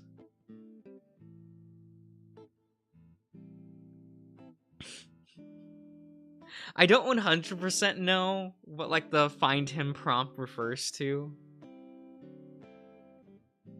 Like, I guess I have guesses, but, like, I don't know for sure. I do like that. I do still like everything in that sequence. It's so good.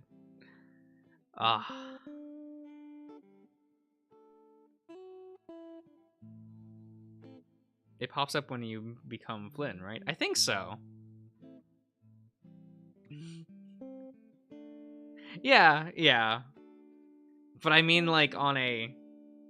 I don't know, this is a Howley route, right? Not a Howley. This is a McSkinny route, right? So I'm constantly like, well, it has to be, like, a little more than that, right?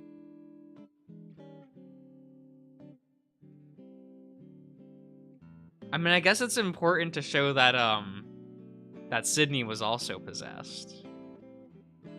Guess that's it. But yeah, it's good. It's good. I love the hard cut in and out of the flashback. That's so good. It's actually just the best. No time. No. You get thrown in and get pulled out violently. I love how that feels. It feels awful. It's like, oh, fuck, do it again. Makes me feel alive.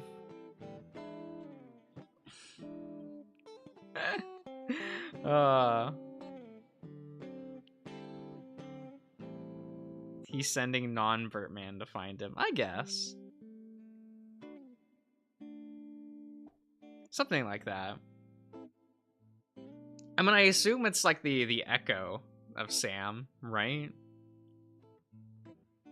Because, like, the whole decision-making thing, like, for Flynn's route and all that, it's neat. It's neat. I like it a lot. Becoming a God-fearing Christian, oh my god. It's fine. It's fine. And now we're back with, I guess it is Saturday morning now, right? We're like actually on Saturday morning, not in the fake Saturday. We're in a real Saturday. Yeah. Hey, is there any more of that oatmeal you brought left? TJ stands beside the bed, peering down at me. Oh no, you were asleep? I blink. Chase, I'm so sorry. You were moving around so much, I didn't know. Chase. Right. It's okay, TJ. God, that's so good. What an uncomfortable way of throwing you back into. Oh, it's so. I love Flynn's route. I love Flynn's route so much. I kind of feel bad that I like a lot of the stuff I really like about Flynn's route, like, doesn't involve Flynn.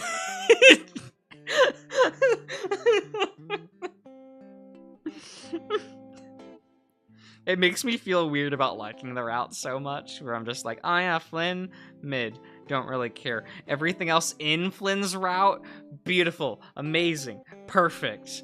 Like, yeah, it's okay, TJ. I push myself up, feeling the bed sheets sticking to the back of my fur. My shirt is drenched and I smell awful. Are you okay? A concerning look crosses the lynx's face. I'm not sure how to respond. I'll get some water. He smiles at me in that eerily genuine way he does. He turns and walks to the sink. There's a subtle sound of oldie music coming from behind me, the suite next door. Sunlight peeks in through the beige drapery, but everything outside is just a pale glow. I can't gauge what time it is. I try to move my paw. It's slow to react. Every piece of my body is tingling with this sort of damp vibration. Sleep paralysis, but I'm awake. And I moved just a second ago. Maybe I'm just dehydrated. Like I am every day! I blink again, and little floaties dance in front of my eyes. A blob swirls and smiles. I'm putting myself back together. We just gotta do that. Yeah. A blob swirl and smiley faces that flee whenever my gaze chases them. I let out a long exhale through my nostrils and shift the weight of my tail behind me. Today is Saturday. Today's the day. And isn't it a beautiful day today? Did I say that out loud? Did you say that out loud? No. Okay. I had to double check. Sorry. I forgot which direction was the wheel, yes. He holds the polystyrene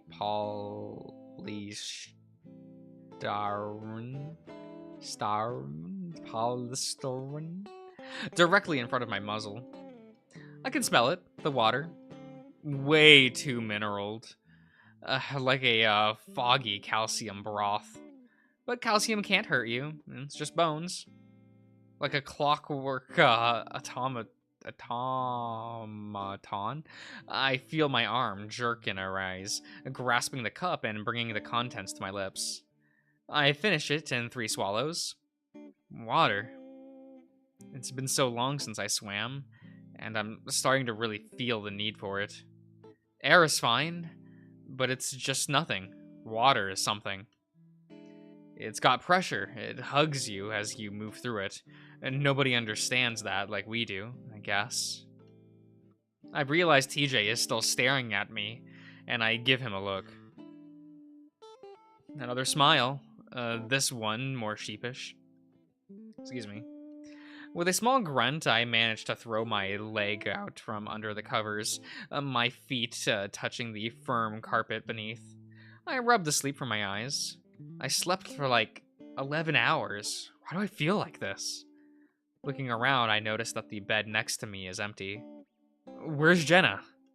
My voice comes out higher pitched than I intended, and I quickly clear my throat.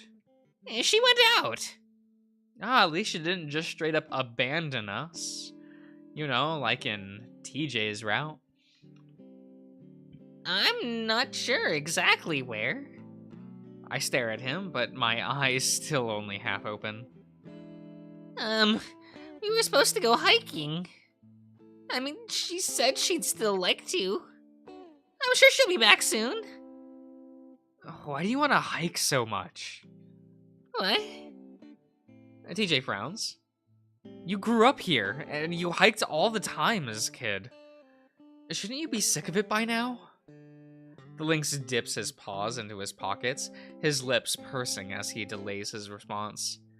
Well, my parents didn't want me to go out too far and anywhere too dangerous. There's still a lot of trails I haven't been on. This is Echo. You can see everything around you for miles. There's not much surprise when you can see the entire trail. Like, going through a forest or a big mountain, I can understand some of the appeal, but not this. I sort of raise my arms and gesture to everything and nothing at the same time. TJ, meanwhile, just shakes his head. I think I understand what you mean, Chase, but hiking isn't about being surprised. So what if you can see what's coming? It's what happens when you're there that matters. The trail was the friends we made along the way, right? Right. And TJ smiles again with that same youth pastor-esque vigor. I can tell it's genuine, but there's always that feeling I get that there's something going on behind those blue eyes that's not right. Is that foreshadowing? Is that is that Chase realizing, peering in to TJ's soul and knowing that he's pure evil? That he's that he is the mastermind, as it were? Growing up, I always chalked it up to his unwavering, hypocritical dogma in contrast to my whole liking dicks thing, and now I don't know. It was never enough to bother me too much, but I'm starting to wonder if this is what Flynn sees, too. Jen ate the last of the oatmeal. Aww. I guess I'll stop by the diner again then. I wanted to check up on Janice anyway. What are you gonna have? I don't know. I'm not usually the breakfast type. When I wake up, everything in my mouth just tastes gross and it kills my appetite. Ah, yes. I understand. TJ nods, turning to move back to the mini fridge. He opens it, staring inside as if looking hard enough would make a fruit parfait appear. That being said, I'm starting to miss the student union food court, something fierce. I think I hear TJ chuckle a little. You would really like our campus cafeteria.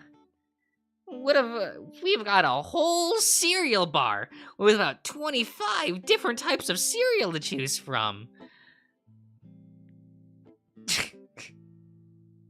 Sorry, a lot just went through my brain all at once with that statement, and it really shouldn't have. And there were like all variations on like, and can you see why kids like the taste of Cinnamon Toast Crunch? Like it was just a lot of that just went charging through my brain. Various like cereal ads and things. So we can all admit that the Cookie Crisp Wolf is like the sexiest one that isn't Tony the Tiger, right? We can all agree to that, right? That that the wolf is good. Yes. You can even make your own protein bars and that sort of thing. It's really cool. That actually sounds pretty good. Even though my palate's sort of tastes like a mix of sawdust and barf right now. The lynx pulls out a wrapped rice treat, peering at it with a squinty expression. But Sam's hands, though? No! I don't, I was never into Toucan Sam. Like, that was, he was always kind of mid to me. I'll be honest. Oh, do we need to do that one day? Do I have to put together a cereal mascot tier list? And we do that for a stream? How are we feeling? How do we feel about that as an idea? That sounds terrible. Terrible enough for me to do it. That's a creative way of describing that. I'm almost not hungry anymore. He holds up the treat, the blue foil catching the window light in a bit of a curious way. I'm not sure why this is in the fridge. Oh, I threw the whole bag of stuff I picked up at the convenience store in there. Would you like this? Huh? Yeah, sure. I'll take it. TJ nods, tossing the treat in a gentle arc my way, smacking me in the face. I almost catch it. Ow. I rub the end of my snout as TJ looks at me wide-eyed. Oh, crimey! That hit you squarely, Chase. I'm sorry. That's okay. I'm still waking up, I guess. I begin unwrapping the foil packaging. I'm gonna eat this and shower, okay? And not at the same time, right? I've definitely eaten like a cereal bar while taking a shower before. You can definitely do that while like not getting it wet, right? What cereal has the cinnamon stick and apple? That's Apple Jacks. Yeah. Apple Jacks. You had the cinnamon. What an odd mascot. Like, that one's odd, right? I never understood that one. No. Okay, good. Just making sure I didn't hit you too hard. Another sheepish smile. I manage one in return this time. I take a bite of the treat, and to my surprise, it's actually pretty okay cold. Y'all do so much stuff in the shower. Selkie, it is just efficient to eat your breakfast, brush your teeth, and jerk off in the shower. You just full morning routine, 10-minute shower. We can get there. After a moment, I notice the little blue light flashing on my phone. A new message. A pang of guilt sets in as I realize my first thought is, please don't be Leo. Oh, that's arguably worse. You're a Hyman heel yet. I stare at the message for a good 8 seconds before remembering it's Carl's shtick. God. I scroll down and notice a message below it. Come over? A truly bizarre pairing of questions, that's for sure. Now hold the phone. I'm all for shower efficiency, but masturbating in the shower is awful. I know. I personally don't like doing it, but I've met people who has told me that they always do that as part of their morning routine.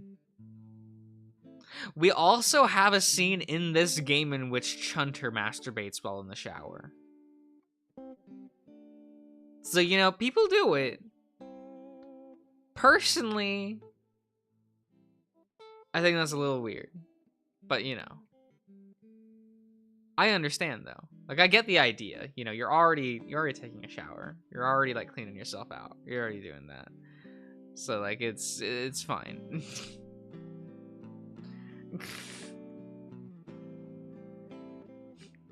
I don't know. I also, like...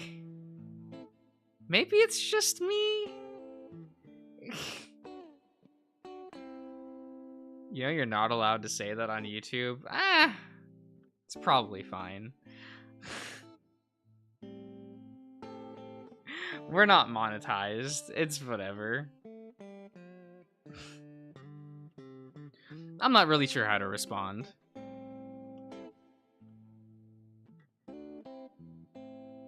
Wait, shit. Carl's interview is today, isn't it? That'll be over soon. I pause. Everything heals with time. Sure. There. I set the phone back down on the nightstand and tossed the treat wrapper into the bin beside the bed. TJ glances up at me momentarily. He's also looking at his phone. Carl's got a job interview up in Payton today. Oh, that's not TJ. That's Chase. Whoops. Carl's got a job interview in Payton today. TJ looks up from his phone, grinning. Wow, that's really great. I still remember when he worked at that market shop we used to have at Elizabeth Street. Where's this one at? A print shop, I think. I don't know. Carl seemed kinda hesitant to talk about it. Oh. Well, tell him that I wish him good luck, and that it's always really important that you smile. If you look like you're happy and excited, then the interviewers might get that way too. It's infectious, right? Right! I've gotten literally all my jobs just because my parents were friends with somebody who was hiring. I suppose I never really had to worry about interviewing. A noise comes from outside, the sound of jingling keys and the door being unlocked. So, the police finally showed up. Jenna steps inside, giving me a bit of a curious look over when she notices I'm still in my sleepwear. Are they going to be do anything? I love that TJ tries so hard to make everyone happy. He tries too hard. It's super sus. I hate him. No one should be trying this hard to make people happy. That's all I'm saying. Makes you sus. I mean, like, of the cast, like, of your route partners, your main cast of this game, TJ definitely is the most Joker-fied, I think. Right? He has that edge to him that Leo doesn't. Leo's more just insane. I think TJ's pretty Joker-fied, though.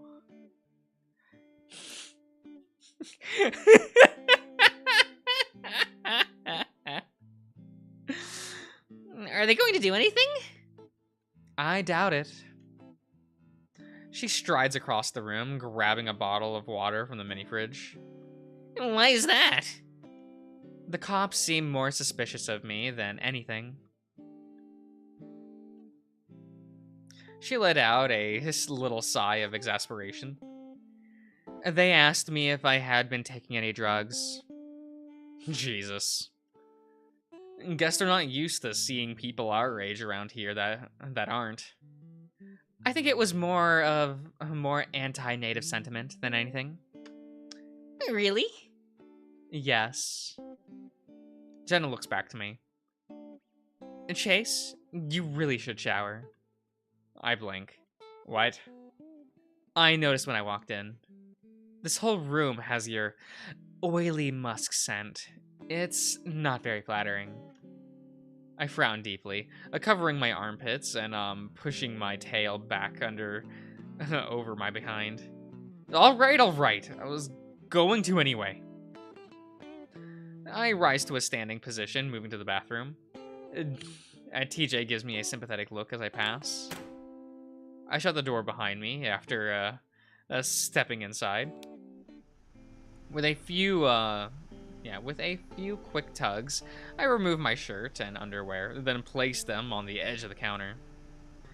At home, I just throw them on the floor, but I don't really trust how clean the linoleum is here. I step into the shower. It gets hot quick, so I fiddle with the handle some. So do you all How should I word this? Do you all step into the shower immediately, or do you wait? Do you turn on the water and wait for it to heat up before stepping into the shower? What's your order of operations here? Because the way it makes, like, wait for the heat, yeah, right? I don't know. It takes about a minute. Oh, it doesn't take that long for me, but I understand. There's some gray fur tucked into the corner, so I'm guessing TJ took one this morning. I bend down and pick up the tiny complimentary shampoo bottle from the rack and begin to lather the contents over my body. So that's a one-time use, right? These, like, if these, like, complimentary shampoo bottles are, like, the size of our world's complimentary, like, shampoo bottles, that definitely is, like, it's his whole body, like, covered in fur. It's so much to lather. Would you even have enough? I don't know. Maybe I'm thinking about that too hard. It's not exactly the best for my type of fur, but it'll work for now. Though I still can't shake the feeling that I have cigarette smoke baked into my pores. You know, in comparison to the communal dorm shower, this is actually kind of nice. Contrary to what many people think, they're not as sexy as porn makes you believe. I begin lathering further down. Usually I rub one rub one out during the shower time. See? Chase just do this. That's just like the decision that Chase makes in the morning. Though at the moment I'm pretty devoid of those feelings. Ever since I got here back to Echo, I felt more detached from everything than I usually do. Like all this stuff is going to be around me and I'm just here. When I wake up this morning, it was as if I wasn't sure what the dream and what was real. I think it's still less weird than eating in the shower. Look, it's not like I've ever eaten a full meal in the shower. Yes. But, like, I've definitely eaten, like, a cereal bar. I don't think that's weird. Like a granola bar. I think that's fine. Yeah, when I woke up this morning, it was as if I wasn't sure, what was the dream and what was real. I don't even recall what the dream was about. Cheat distracted me before I could really archive it, or however it works with remembering dreams. There was this feeling of sorrow, fear, and general helplessness. Then all of a sudden, power or agency? I'm not sure how to describe it. It's familiar, but I don't know why. Like strange nostalgia, without all the rose-tinted happiness. Dude, I don't know about this.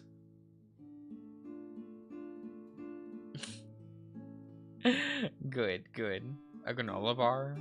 You're just like TJ for... No. People eat like a no-meal granola bar. I don't get those anymore, though. This was like more than a decade ago when I would buy those on occasion. I don't know. Bathroom to bathroom transition, it do be that way. I peek into the mirror, watching as Carl stares at himself in the mirror, running his fingers through his hair. I'm sure you look fine. Easy for you to say. You can't even grow hair. Carl sets the trimmer down, running his fingers through his beard. You tell him, Chase. Carl looks at me, and I have to agree that he looks quite a bit better.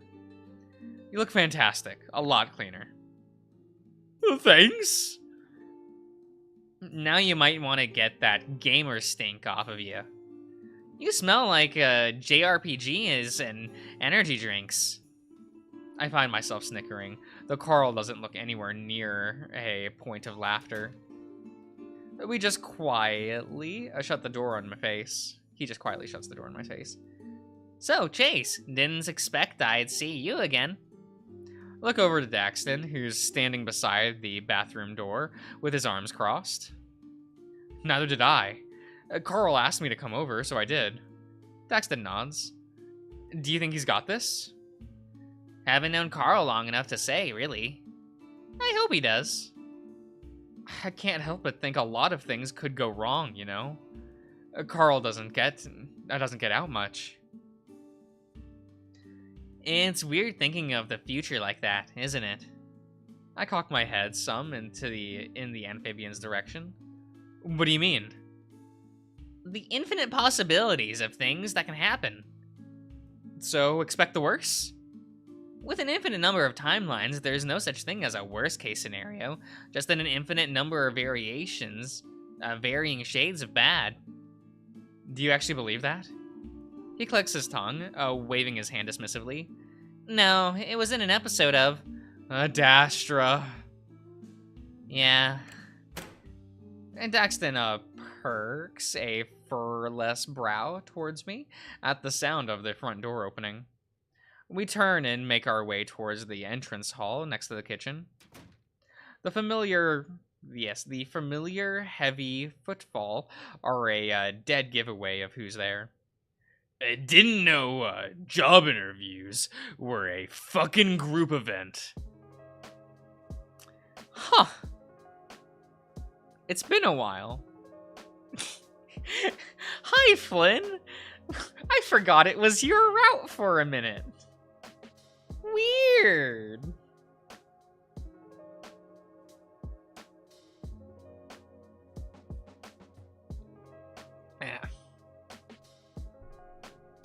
Yeah, sorry. So curious what he did for a day. Probably stared at a wall. I think he said he was working. Because Chase had, like, offhandedly mentioned, like, oh, like, Leo scheduled the barbecue while Flynn was working. For reasons, I guess. Flynn's tail form meanders in, carrying a few Tupperware containers and a plastic bag. He doesn't look at either of us. Well, he wanted us to be here, and I didn't have anything else going on. He's in the shower now. I fidget with the inside of my pockets, trying to look nonchalant. Daxton's big blue eyes dart at me to Flynn, then back again. I have to go pee and something. I'll be back. Smooth. Flynn's mouth twitches as if he's about to call Daxton back, but relents. Instead, he sets the bag on the kitchen island and begins rifling through it.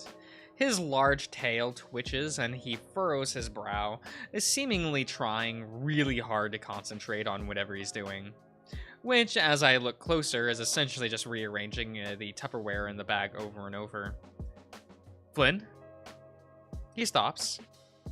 He shifts his gaze towards me, and I'm at a loss of what to say. A part of me wants to call him a fucking weirdo, a hypocrite asshole. The other part, well, I'm not really sure about the other part yet. Well, you can also go on the friend approach, right, and be like, we're still friends. I care about you because we grew up together. Yeah. You know? Maybe if I just broach the topic of Chase.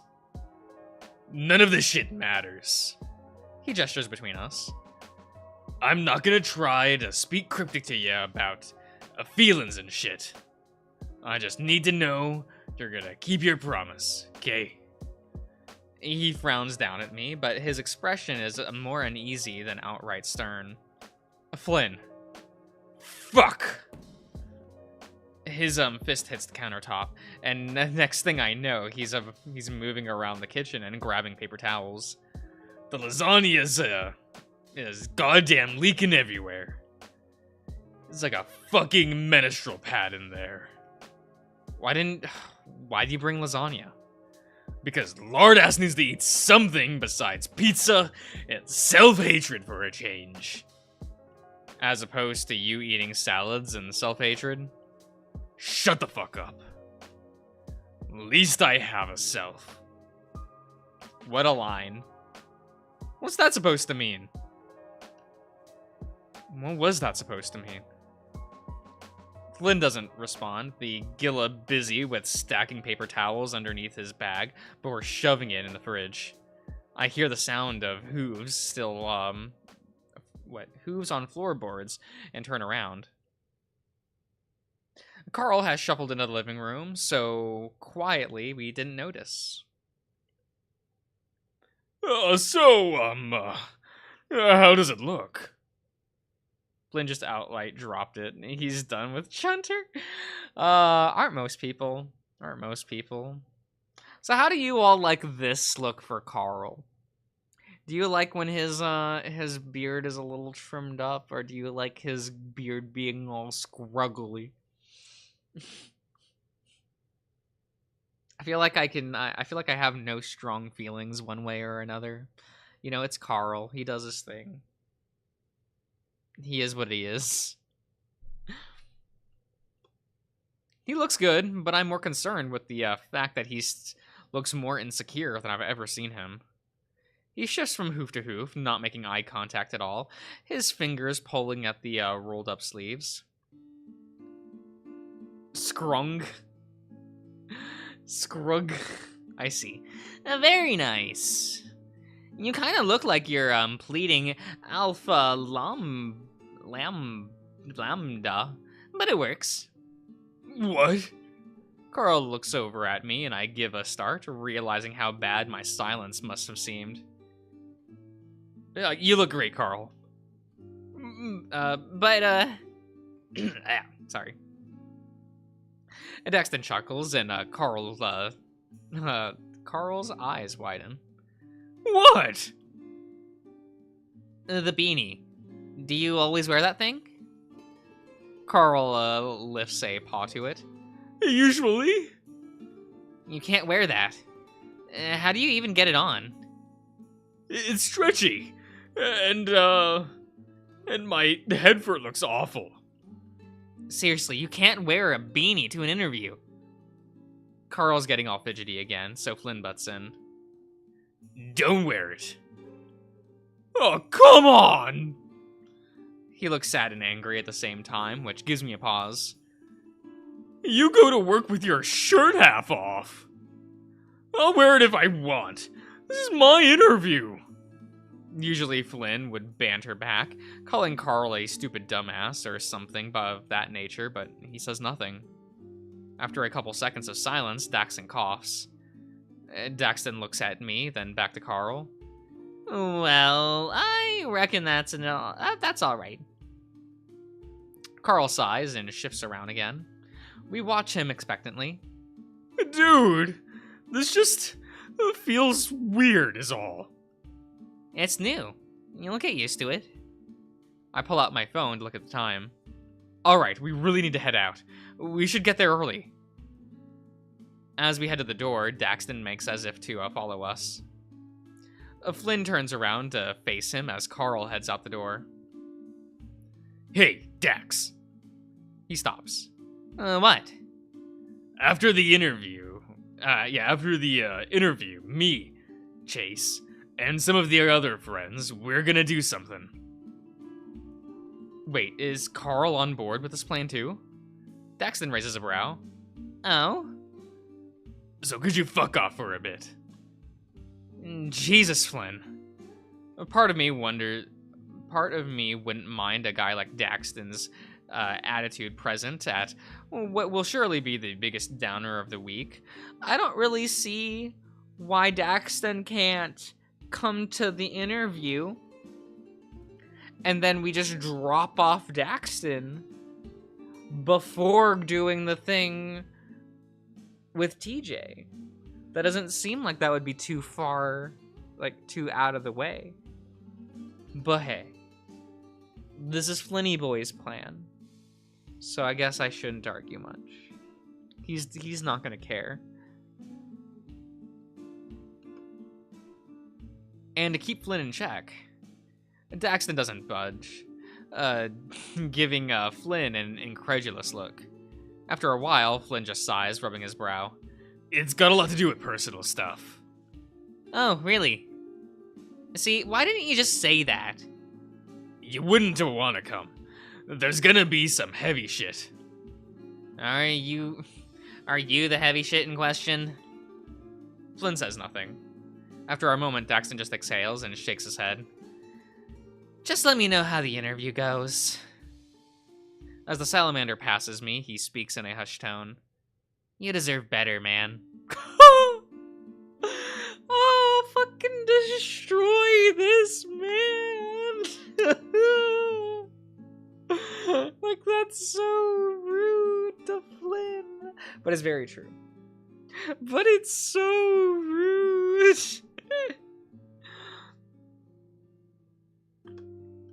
I look down at my feet before heading out to the car. You don't. This is also true, though. This is also very true that Chase does not deserve better. It's what makes Chase so lovable. Carl sits. Carl still looks confused after Flynn and I came out to the car without Daxton. Where's Dudeman? I make a show of buckling my seatbelt. What does this mean? Did, like, Chase grab the seatbelt, pull it as fast and as far forward as he possibly could, then, like, flicked it into the buckle? Like, what is putting on a show? Like, putting on your seatbelt. What's he doing? How flashy was this? Oh, that window shouldn't be up. There we go. Is what it is. We'll talk about it after your interview. What? He's not coming? He's the guy who knows the guy who runs the place. Yeah, well, you weren't gonna be bringing him in with you anyway. Carl stares at the dashboard as I back out, pretending to be distracted as so I can muster up something reassuring. You know, Carl, you should talk about some of your art while you're in there. I hear it's good to look like you have a positive, a passion, especially one that's tangentially related to what you do. To be honest, I have no clue what sort of skills you need for a print shop. Well, hit the print button, how to load ink into a printer, which is annoying for the bigger ink printers. Like, I remember having to, like, when I was in graphic design in school, like, we would, sometimes we would have to, like, replace the ink cartridges. Like, the teacher would make the students do it because he was a lazy fucking fuck. And, like, that shit, he wouldn't even, like, teach us how to do it. He's just like, if you fail, if you fail at doing it, you'll have to pay for it. Ha, fucking kids. And I'm just like, I want to stab you. I want to stab you. Literally no one would miss you.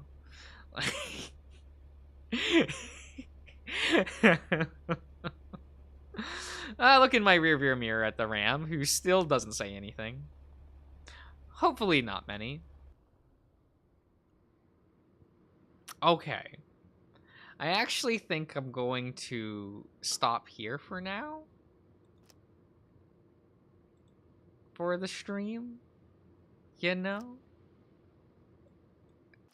We got through the rest of Friday and started the Saturday. You know, shit's going to pop off in like a scene or two, you know. Figure that we'll save the rest of Saturday for we got far, I'm tough. I love that line. It's very Noracore, if you will, you know. Moms are tough.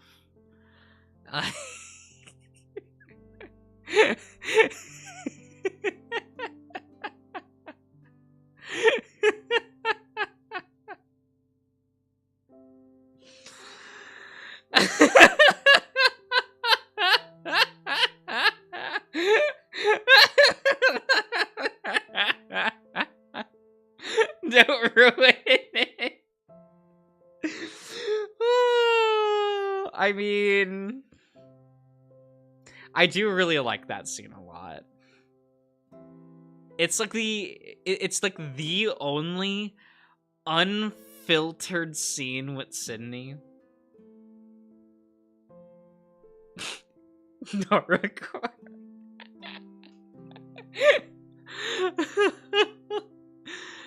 And like I kind of that's neat. I don't know. I like having like the one scene that like the audience gets to kind of like more empathize with Sydney, because like in all the other routes you're just told about Sydney and how much of a shit kid he is.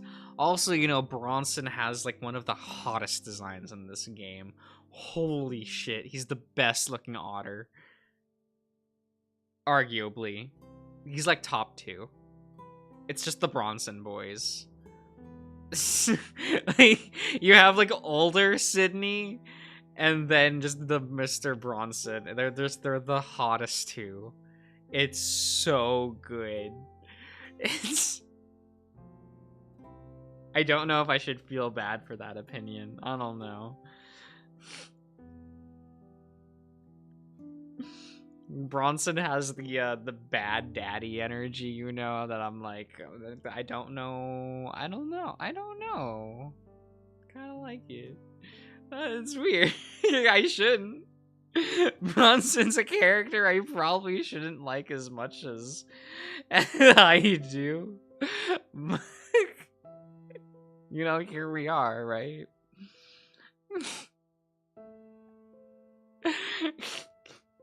Is he the most damaged character in this game, you know? Is Bronson the worst offender of that? Probably. It could be worse, damn. It's a little bit true. But alright, guys. I hope you've all enjoyed this reading for today. And I hope you all have, like, a good rest of your time. Good rest of your day. I will see you guys around, I guess. Have a good time.